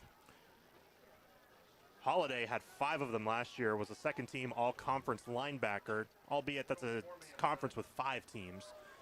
3rd down and 10 with 5:15 to go. High snap. They will hand it off to Becker. Went left, now goes right. Lowers the head, pushes forward for an extra yard. They'll get the 6 yards back and then a little bit more. Gain of 7, and it'll be 4th down and 3 at the 49-yard line. We'll see what McPherson will do. Becker will come off the field, but Brody Millicent, the second-string running back, will head in, and the offense stays on the field. 4th down and 3 at the 49. Shotgun pistol formation with 2 lined up wide to the right, a tight end to the left, that's Nolan Piercy, and then Ashton Mom wide to the left. 4:41 to go, 4:39. I thought it stopped for a second, but it was just a little jump in the game clock. We've seen that at times. 4.5 minutes to go, 3rd quarter. 35-7, Great Bend over McPherson. Bullpups facing a 4th down and 3. 5 on the play clock, down to 4, down to 3, and it looks like there will not be a play as Coach Pav will call his first time out of the half. Yeah, it almost looked like they just got up there, went to the hard count, tried to get him to jump off sides. That being that it's fourth and about 4. Unable to do so. Now you just take as much time as possible. You call the timeout, and you reset and figure out what you want to do from here. Give you a couple more score updates. These are brought to you by McPherson Dental Care. Little River defeats Chase County 50-0. Inman leading Trinity Catholic 18-6. They are in the 4th quarter. End of 3rd quarter, Mountain Ridge up over Bennington 49-0. I know you're not going to like this, Nathan. Lions down 46-0. They're halfway through the 3rd quarter. In Division III, the Ark Valley Chisholm Trail League, Bueller up 27-18 over Mulvane. That's about halfway through this 3rd quarter. So those are the score updates brought to you by McPherson Dental Care, providing healthy smiles with a gentle touch. There's also a couple of other games to look out for, and we'll go ahead and give you those. Currently, halftime of the Kansas City Chiefs season opener, down 13-6 over the LA Chargers down in Brazil, and the Chargers will have the ball to start off the second half. Last I checked, the Kansas City Royals were in a close game with the Minnesota Twins. They are up 2-1 in the bottom of the 8th inning. So more score updates brought to you by McPherson Dental Care. Back in action, 4th down and 3, offense on the field for McPherson. Pistol formation. It is a handoff. Millicent trying to go left edge. He's got the first down. Keeps his legs up down to the 45, churning his way to the Great Bend 43. First down, Bullpups in Great Bend territory. What an excellent job by Millicent to stay on his feet. He fell forward. I bet he gained 4 or 5 yards just falling forward. Excellent job by Millicent. Back to work they go on offense in the shotgun between the hashes. 2 lined up wide to the right, plus a tight end. Malm lined up wide to the left. 4:05 to go and ticking in the 3rd quarter. It's 1st down and 10 for McPherson. Millicent goes from the left hip pocket back to the right, then back to the left. As they get their sign, it is a play action. Bankson will keep, sheds off one guy, goes to the right edge, then just goes down at the 40, or rather the 38-yard line. So a good chunk of change by the quarterback, CB, Carter Bankson, and a gain of 5 yards on 1st down. But we have another Panther down, getting his right leg stretched out. So more cramping problems for Great Bend. 3:40 to go in the 3rd quarter as the clock will halt due to the injury timeout. Yeah, that last play by Carter Banks, I actually think was a really good decision to keep that and work upfield. I think if he would have gave that off on that read option, I think it would have been a loss on the play. But that time, because Great Bend decided to flow all the way down, they overflew to the football, and Carter Banks was able to take advantage of it. Just a 4 or 5 yard pickup, but still now 2nd down and manageable here. 3:40 to go in the 3rd quarter, 35-7. Great Bend leads over the McPherson Bullpups. One of the guys stretching out the down Panther was Cohen Rabordi, who went down earlier due to a cramp. And we'll see who the Panther is that's down, but now he's getting talked to by the training staff. The head trainer is, I believe if I have it pulled up, it is, I had it somewhere, now here it is. It's Dr. Kevin Sapezi, who's the head trainer for Great Bend High School. He will walk off the field under his own power. That's Cale Kern, after getting his right leg stretched out. This is another injury update brought to you by Pile Law. If you've been injured at work or in a car accident, contact Pile Law to give you the best options, to give you the benefits you deserve. 2nd down and 5 for McPherson. They're at the Great Bend 38-yard line after that run by Carter Bankson. They're going from left to right as we view the turf. Handoff this time to Dane Becker across the middle, 35, 34, and down to the 33, maybe 33 and a half. Are they going to move the chains? Very close. I think they'll, yes, first down McPherson. Dane Becker doing a good job again and moving the chains. Another 1st and 10 coming up for McPherson. They are at the Great Bend 33. Yeah, an excellent job by Dane Becker. I've really liked what I've seen from both these running backs today. Dane Becker and Millicent have both put up together some really nice runs. First down and 10, empty back shotgun. 5 wide they line up, 3 to the left, 2 to the right for the McPherson Bullpups. They all look to the sideline, but Dane Becker, who was one of the wideouts, now acts as the tailback on the right side of Carter Bankson. Now he'll go right behind him and work in the pistol. They're just inside the right hash, and they'll hand it off. Becker up the middle to the 30. Got right into his own lineman, who's trying to get pushed forward now inside the 30 to the 29-yard line. And a decent gain there on first down of about 4 or 5 yards. Another excellent run there by Dane Becker, but again, this offensive line right now is getting some real push. This guard center guard combo is getting some push on this really physical, really big Great Bend front seven, and so that's a really good sign if you're the Bullpups moving forward within this season. Gain of 4, second down and 6 for McPherson at the Great Bend 29-yard line. 2:25 to go in this third quarter, with the Pups down 28 here in the season opener at Great Bend. One of the contenders for 5A in the preseason that a lot of people have said. Shotgun formation, Millicent in the backfield to the right of Bankson. He'll look to throw, looks right now, he's going to roll to his left, fire on the run. He's got Puhala on the run, and it is knocked away, bobbled. Did he catch it? No, he did not. Almost hauled it in. Getting the first fingertip on it was Jacob Hall. Puhala bobbled it like a hot potato in the back of the end zone and unable to come up with it. We've got another injured Panther. That's Connor Holliday getting his leg stretched out now. More cramping coming up or happening for Great Bend. It's about the 4th player that's gone down due to cramps. So good news, it's not a major injury. You know, we like that it's not a major injury, but that also means, Great Bend has really worked their tails off today. But back to that last play, just so close from it being a 29-yard touchdown. Oh, 100%. That was an excellent job by Carter Banks to set that up. It was a really good throw, just a little bit underthrown in my opinion, but Puhala had an excellent chance at the touchdown, but another great job by the Panthers defense to break that up as well. But I'd go back to that if I were this offensive I would put that right in the back of my mind and say, you know what, I can go back to that play. I don't think they can beat that play. Pile Law's getting their money's worth. This injury timeout brought to you by Pile Law. If you've been injured at work or in a motor vehicle accident, contact Pile Law to give you the benefits you deserve. 2:06 to go, third quarter. It's Great Bend 35, McPherson 7 in the season opener here tonight. Third down and 6 coming up for McPherson at the Great Bend 29. They need the 23. In the pistol, Millicent about a couple yards behind Bankson, the starting quarterback. It is one receiver lined up wide right, tight end, 2 receivers left. It is a handoff. Millicent up the middle, stuffed after getting a couple of yards. Cale Kern was one of the first ones there. Correction, he maybe got 1 yard as that was at the 29, now to the 28. And it's 4th down and about 5 yards coming up for McPherson. Yeah, that's kind of the first time I've thought that the running back duo of Becker and Millicent didn't take the right hole. That time he ran right into the heart of the defense. He picked up a yard, which is always okay, and now it's 4th down and about medium or manageable. I still would like to see Ashton Malm get involved here. The Bullpups have not completed a pass in this second half. For sure, there is a 3 receivers lined up wide to the left. Also, Dane Becker, who's behind the 3 receivers. Malm's on the right side. 1:05 to go. They're going to look to throw on 4th down. Fires left. It is caught inside the 20. Pushed backwards, but they'll mark forward progress at the 19-yard line. It's a 9-yard pass for a first down on the far side.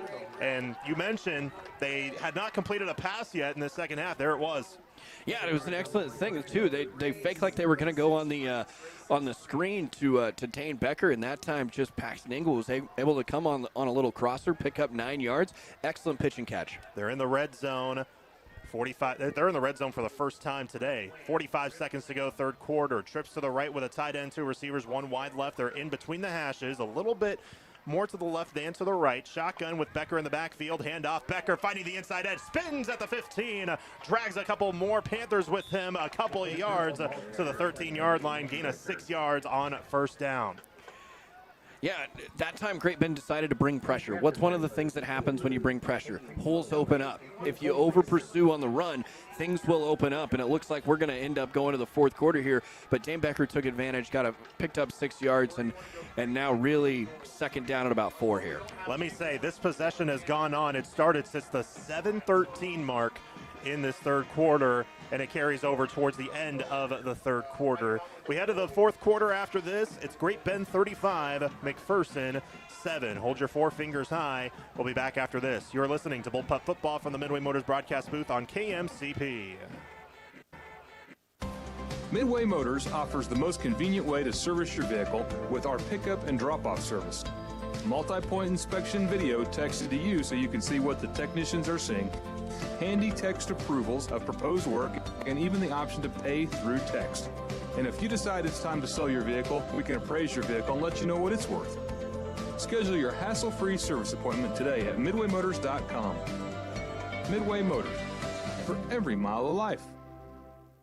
98.9 and 1540 KMCP.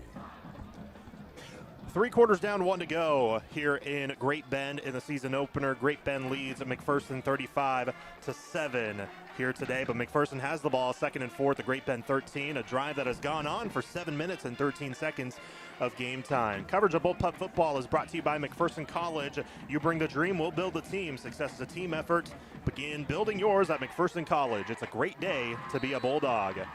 I formation with a fullback, Mason Miller, and Becker as the tailback. He'll take the handoff inside the 10 and then pulled backwards inside the 10 to about the 8-yard line. It is a first down, a gain of 5 when they needed 4 on the handoff to Dane Becker. It'll be 1st and goal. Yeah, Dane Becker's really kind of just taking over this game right now. He's now up to about 81 rushing yards, and most of those have become in the second half. Clock stops momentarily, but then gets running again as it was a first down. 1st and goal at the 8-yard line for McPherson. It looks like they will keep a fullback on the field with Mason Miller. They will, with Dane Becker in the backfield, 2 receivers lined up wide to the left, and a tight end, Bo Barkley, on the right side. Lined up to the right of the right tackle. They'll pitch it out to Becker, looking to find the right edge. Defense comes in, and then getting pulled down for Becker is Ian Premer, pulling him down at the 10-yard line. Just kind of pulled him down but like a sack of potatoes on that play, and it is a loss of 2. What a play by Ian Premer. 6'6", shouldn't move that fast. Let's just say South Bend's going to be happy to have him in. Well, they're just not going to play free safety for him. Fair point, but still. I mean, you're not going to see a 6'6" free safety anywhere. No, but that athleticism can play just about anywhere. Either way, though, 1 minute through this fourth quarter, 2nd down and goal at the 10-yard line for the Bullpups. They're in the shotgun now on the right hash. 2-by-2 they line up. Now Becker in motion. Banks is going to look to throw. He fires right side on that route. Caught by Puhala inside the 5. Then down to the 3-yard line as he was drugged down on the far sideline by a Panther who is down. And slow getting up. He'll limp off to the sideline. I think that's Cooper Ohnmacht, who went down with a cramp earlier. Indeed, I believe it is, but it's 3rd down and goal at the 3-yard line for McPherson now.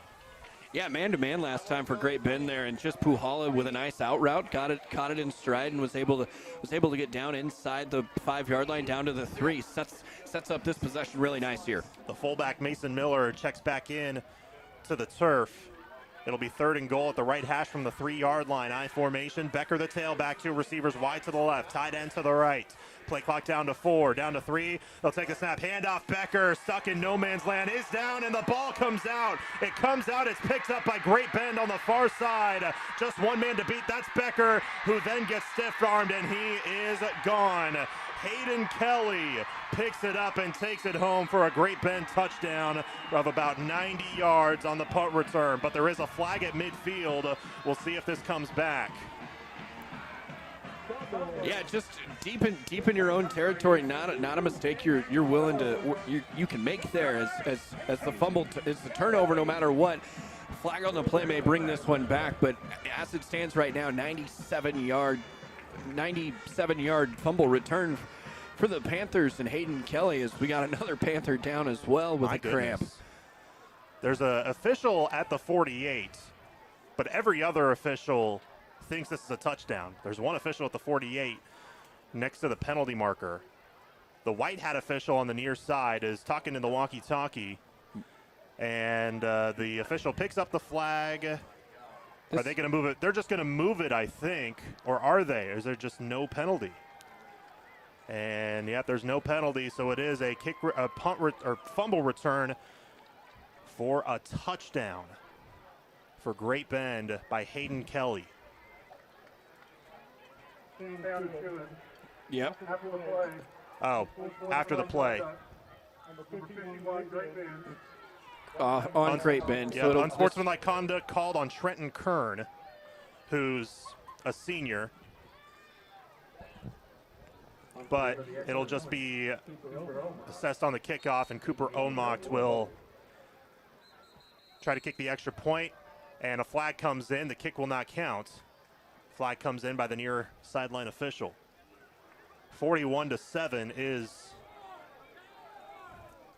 the score. Great Bend with the lead after that fumble return for a touchdown. Dead ball. False start called on Great Bend, so what will turn from a 20-yard PAT will become 25 yards instead, but not anything Ohnmacht can't handle. No, this should be still pretty much a chip in here for Ohnmacht, but that's now 7 penalties on Great Bend today. Wow.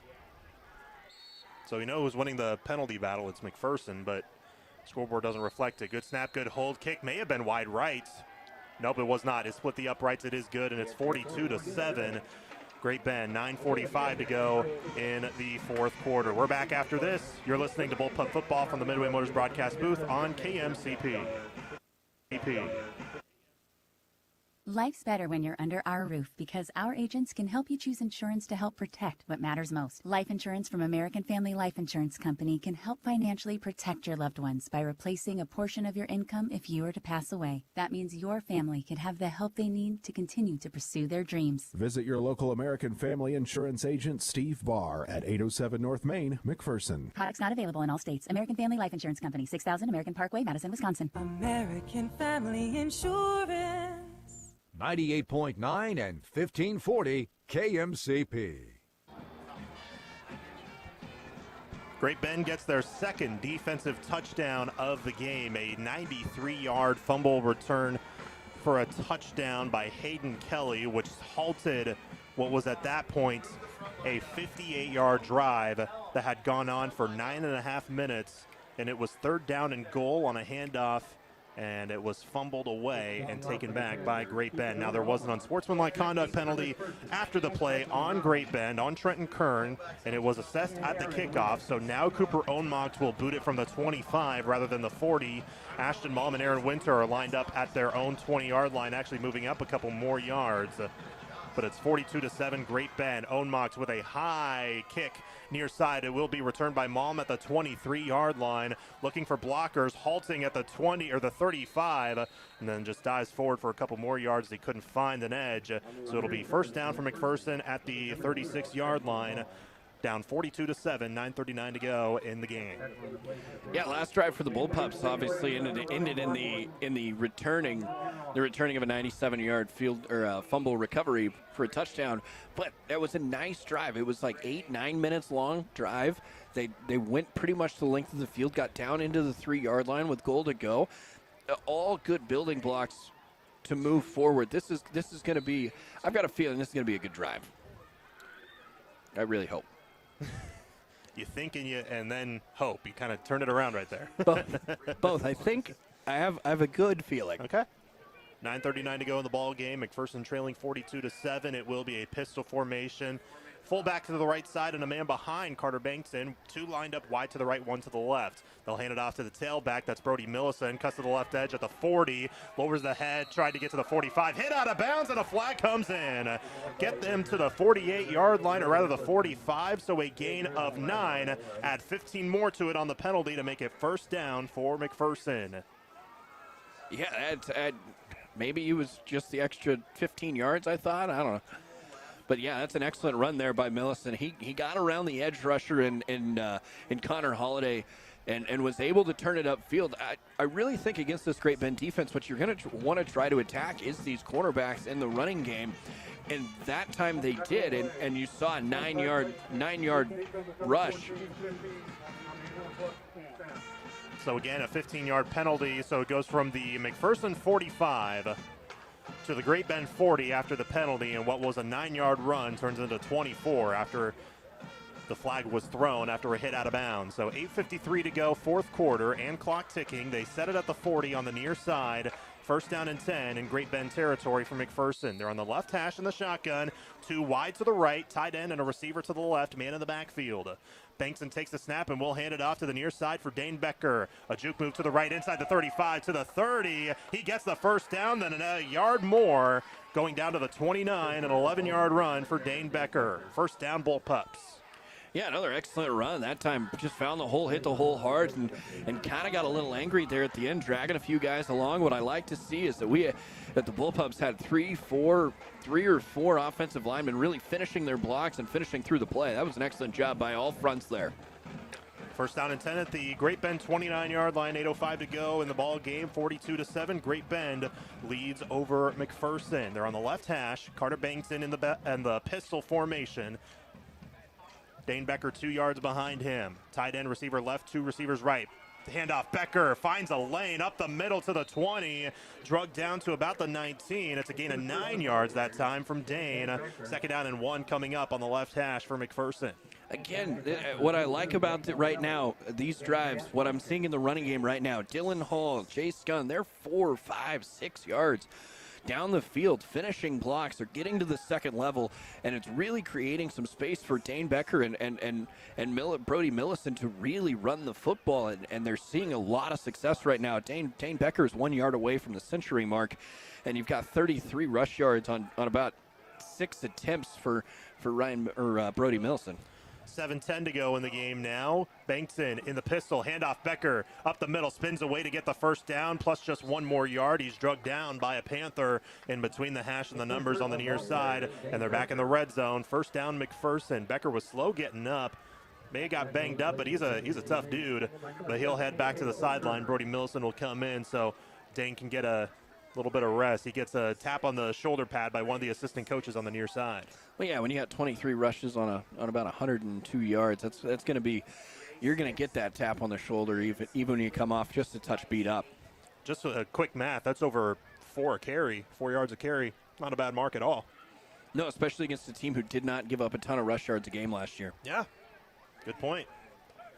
Pistol formation, first down and 10 at the Great Bend 47. Millison in the backfield, 3 to the right. Fake handoff. It is a pass right side, just overthrown and incomplete. Bankson took a lick in the backfield. That pass was intended on the right side for Colt Chapman. And incomplete, second down and 10. I think the guy that gave a lick to Carter Bankson was Jace Dinas.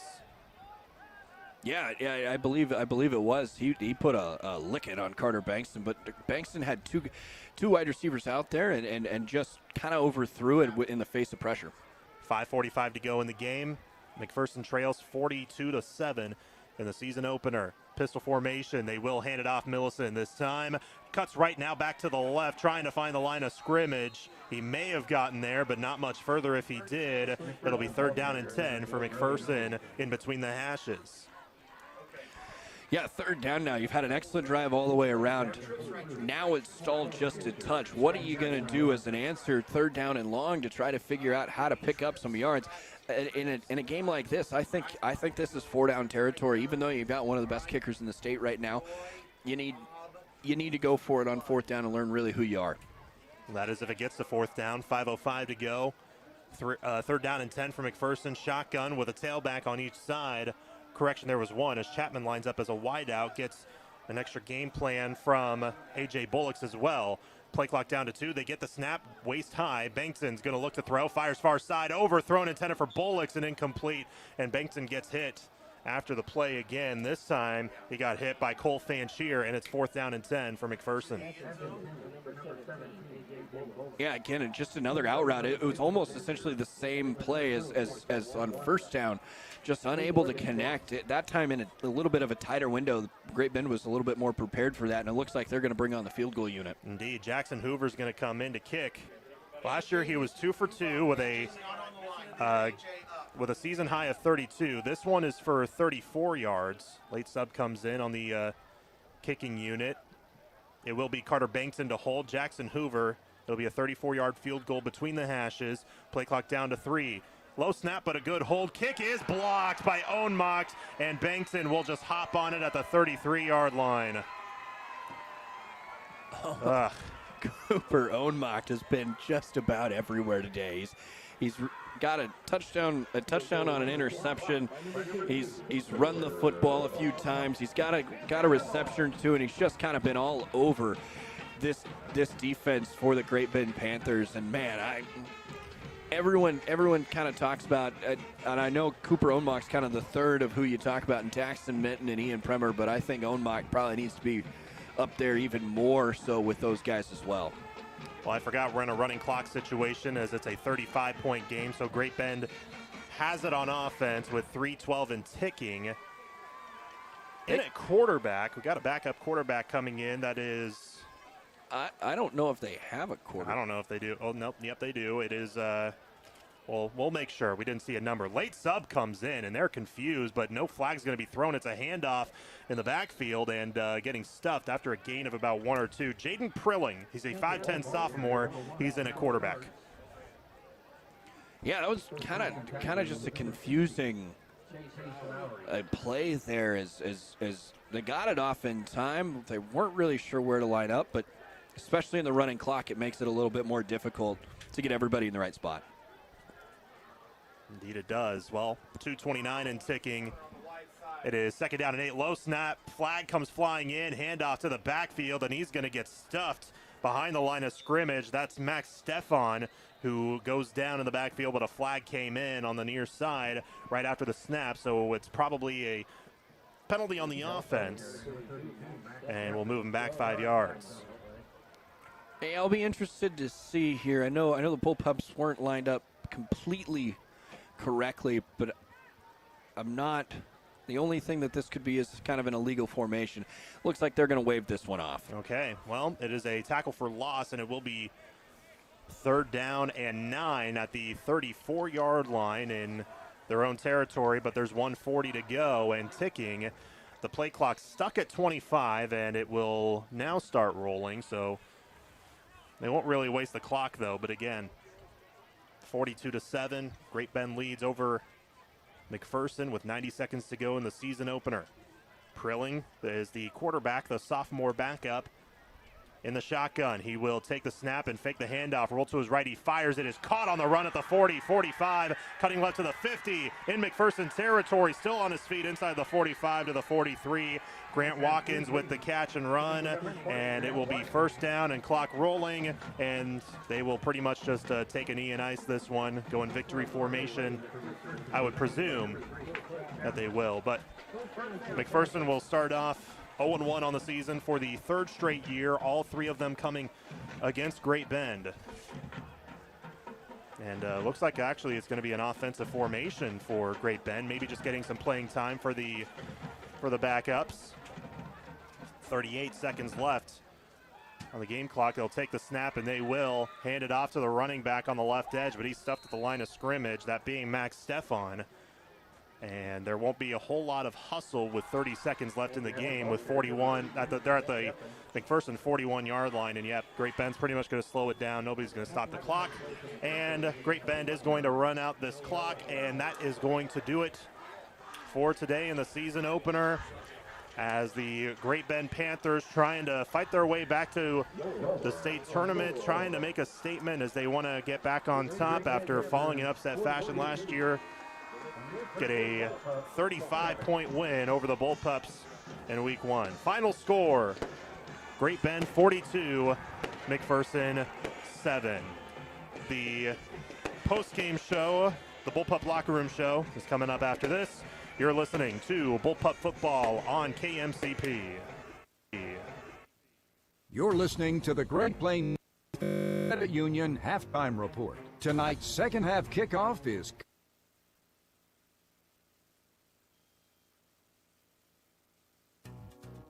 Hi, I am Josh French, owner of Tallgrass Turf Solutions here in McPherson. We're here for all of your turf management and lawn care needs. We offer many services including fertilization, weed control, disease control, and prevention, aeration, lawn repair and maintenance, and much more. Plus, we can install new lawns and irrigation systems. Find us online at tallgrassturfsolutions.com. Tallgrass Turf Solutions here in McPherson. We build gorgeous, self-sustaining lawns. Life moves pretty fast, but not at Freddy's. When that first bite hits, you can't help but slow down. The secret to quality time is just quality and time. That's Freddy's.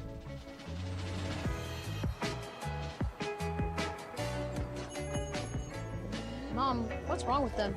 That's called quality time. Don't stare. Most people know you have to change the engine oil regularly, but did you know that there are at least 4 other fluids that need serviced at regular intervals? These include transmission, power steering, brake, transfer cases, and more. Even hybrids require regular maintenance to maximize fuel economy and reduce costly repair bills. Come see the professional service team at Jarrett Automotive to make sure your car is in tip-top condition. When it's time to give your car some kale, come to Jar. We'll see you there. Bullpup football on KMCP. Great Bend gets the blowout victory in week 1 over the McPherson Bullpups. Final score, McPherson 40, or rather, Great Bend 42, McPherson 7. Welcome to the Bullpup Locker Room Show. And before we go to the Locker Room Show, we'd like to thank our sponsor, Next Tech Wireless. You could stream live audio and video with the Ad Astra Radio app powered by Next Tech Wireless, where you can find the latest phones and devices at the best prices.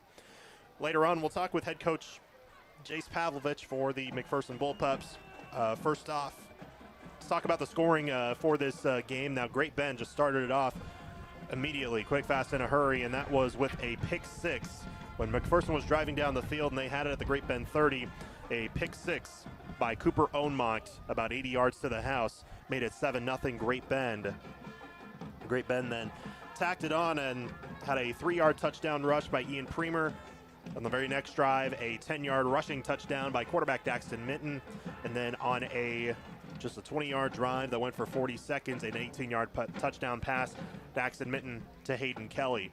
McPherson then finally got on the board, a 43-yard touchdown pass from Carter Bankson to Ashton Malm, which ended a 72-yard drive that went on for about 3 minutes. But that was all the points that McPherson could muster. 28-7 was the score at halftime. Great Bend started off the second half with a touchdown pass on their first possession of the half that finished off 64 yards in 2 minutes 16 seconds. The scoring play was a 43-yard touchdown throw from Daxton Minton to Ian Premer.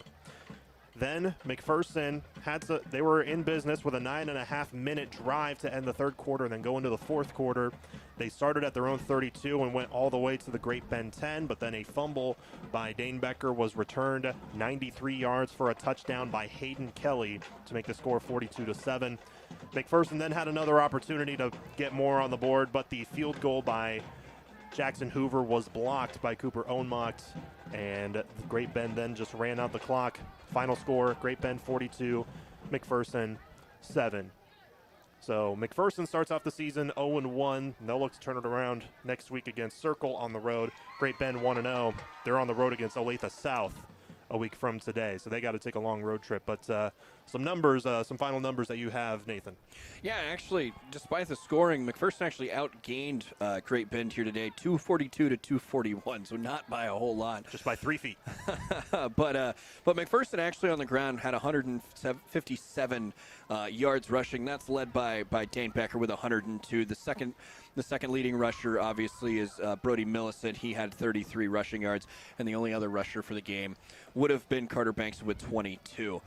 Leading receiver for the Bullpups would be Ashton Malm with 58 yards. They had 85 yards in the air. For the Great Bend Panthers, they were led on the ground by Connor Holliday with just 45 rushing yards. They had 107 rushing yards and 134 yards through the air, with Ian Primer having 76 of those yards. So, yeah, a lot of the final numbers. We'll talk to head coach Jace Pavlovich coming up next. You are listening to the Bullpup Locker Room Show on 98.9, 1540 KMCP.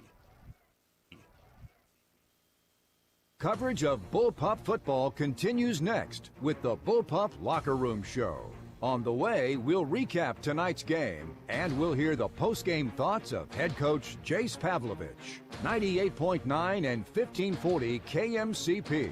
The McPherson Bullpups play here. At McPherson Center for Health, we're dedicated to caring for you close to home. From routine checkups to advanced medical care, we're here when you need us. McPherson Center for Health, caring for you close to home. Hey visitors, it's Jess from Pools Plus. Welcome to the Kansas State Fair. Stop by our big tent, Caddy Corner, from Lake Talbot and visit the professionals at Pools Plus September 5th through the 14th. Find the same great deals going on in-store. Pools Plus, 21 East 1st in downtown Hutchinson. If you're changing jobs or considering early retirement, you may be wondering what to do with your 401k. Before taking any action, make sure you know the rules, as mistakes can be costly.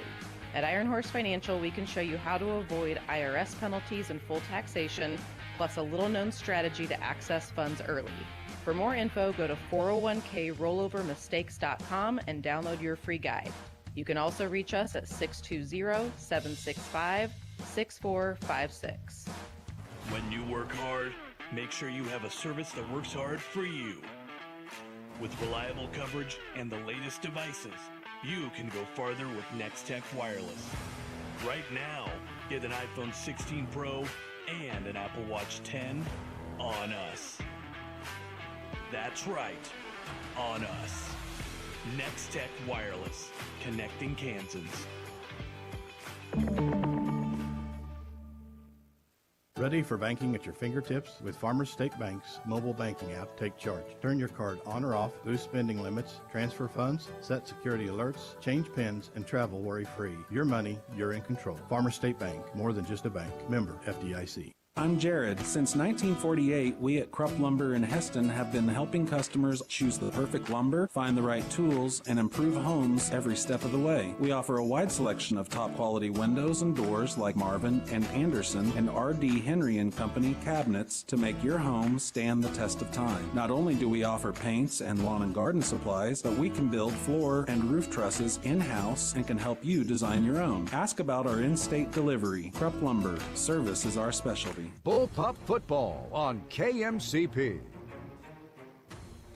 Welcome back to the Bullpup Locker Room Show as McPherson falls 42-7 in Week 1 of the season to Great Bend. We'll give our player of the game in a few moments, but first, time to talk with head coach Jace Pavlovich. Coach, just before the break, or just after the break, I should say, we kind of talked about Great Bend's a good football team. You guys are a good football team, too. I know the score didn't quite reflect that, but you guys definitely had some positives go down tonight, but I know there are some things you want cleaned up too. Yeah, it's, a lot of the big plays came on some mental mistakes, and they make you pay. They're incredible. They're a very good football team, and we were talking at the break before. We've been in this situation before. We were a top-ranked team in 5A and got beat 63-7 by Hutch, and then we rallied and ended up getting to the state semi game. So, it's. We got a bunch of kids that the game sped up on them real quick, especially after some adversity hit, and we did rebound. Once we just relaxed, we're a good football team. We just got to trust ourselves a little bit more. I just know if a couple of defensive plays by Great Bend didn't happen, things would be a lot closer, especially the pick six, fumble return for a touchdown, even the block kick. Yeah.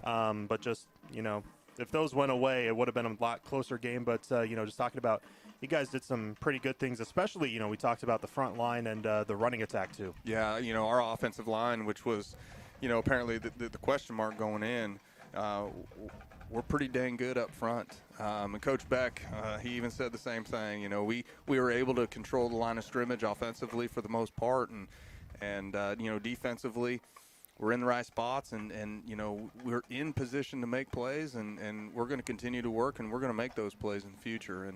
And I was proud of our guys and the fact that they composed themselves, and we kept fighting.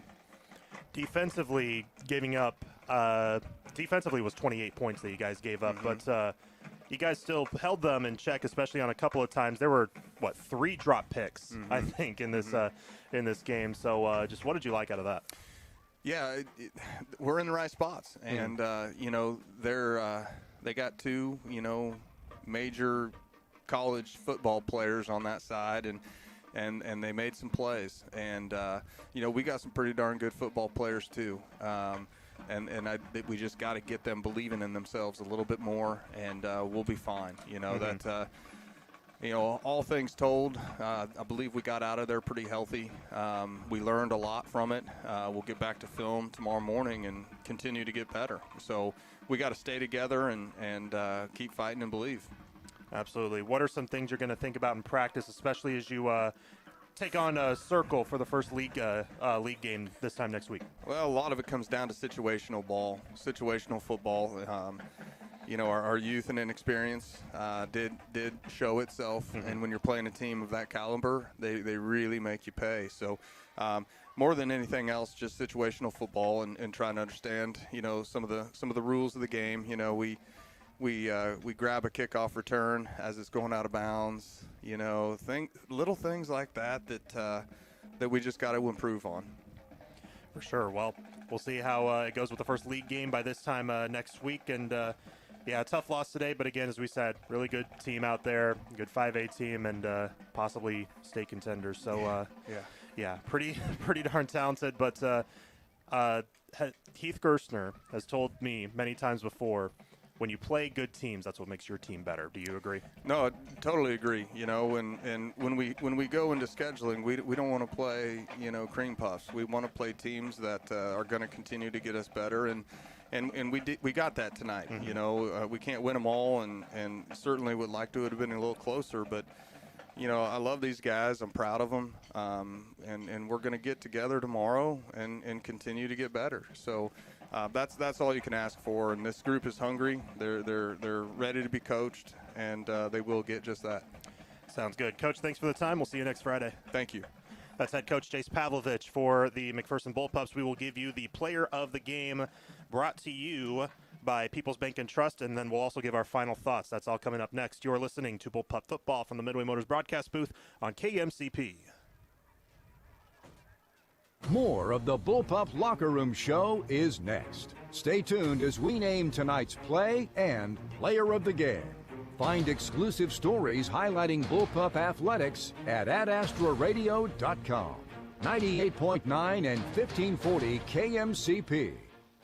At People's Bank and Trust, we value our customers. We know you have plenty of choices for your mortgage loans, but we think we have what you're looking for: relationship banking. And if you're considering refinancing or purchasing a new home, check our competitive rates before you make that change. Your payments will be made at home, and you'll receive good personalized service. That's how we've established many long-lasting relationships. Make a change, know your lender, and make your payments at home with People's Bank and Trust. Member FDIC, Equal Housing Lender.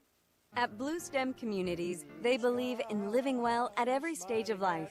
With trusted locations in McPherson, Heston, North Newton, and Hutchinson, they're proud to offer vibrant senior living options from independent living to assisted care and skilled nursing.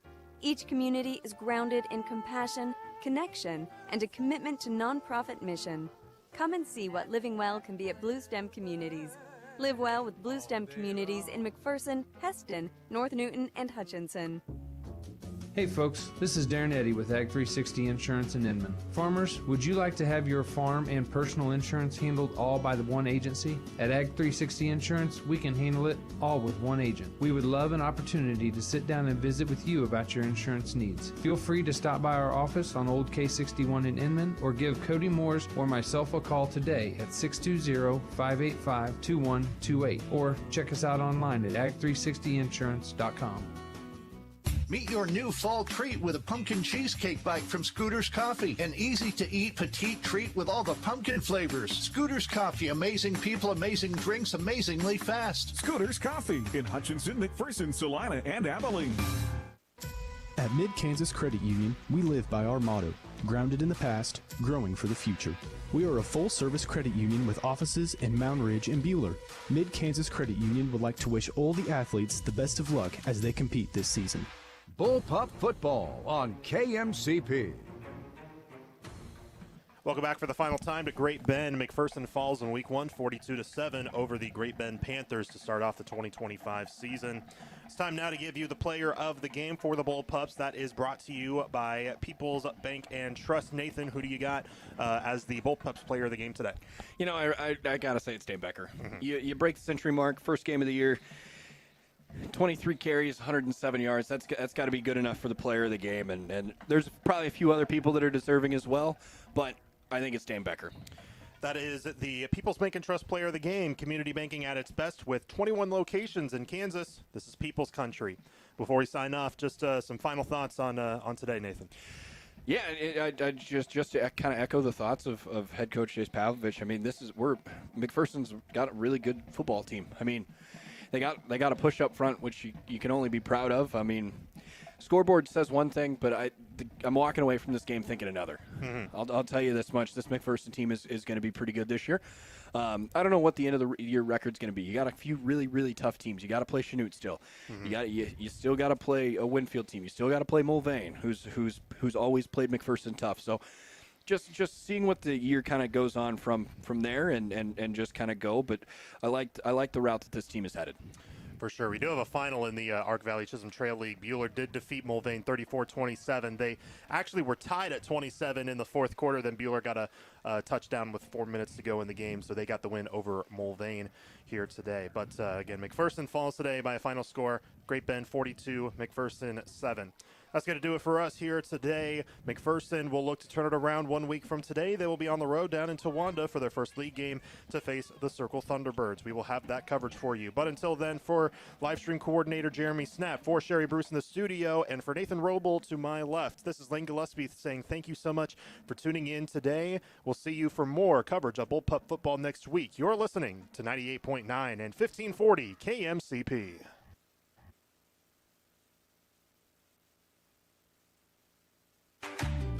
At Midway Motors, we are here for you for every mile of life. Whether you're shopping for a new or used vehicle or selling one, Midway Motors will buy your vehicle even if you're not in the market to buy one of ours. Just stop by one of our 5 locations and one of our appraisers will evaluate your vehicle and you can leave with a check the same day. It's fast and easy. Visit MidwayMotors.com for more information. Midway Motors, for every mile of life. You've been listening to coverage of Bullpup football on 98.9 and 1540 KMCP.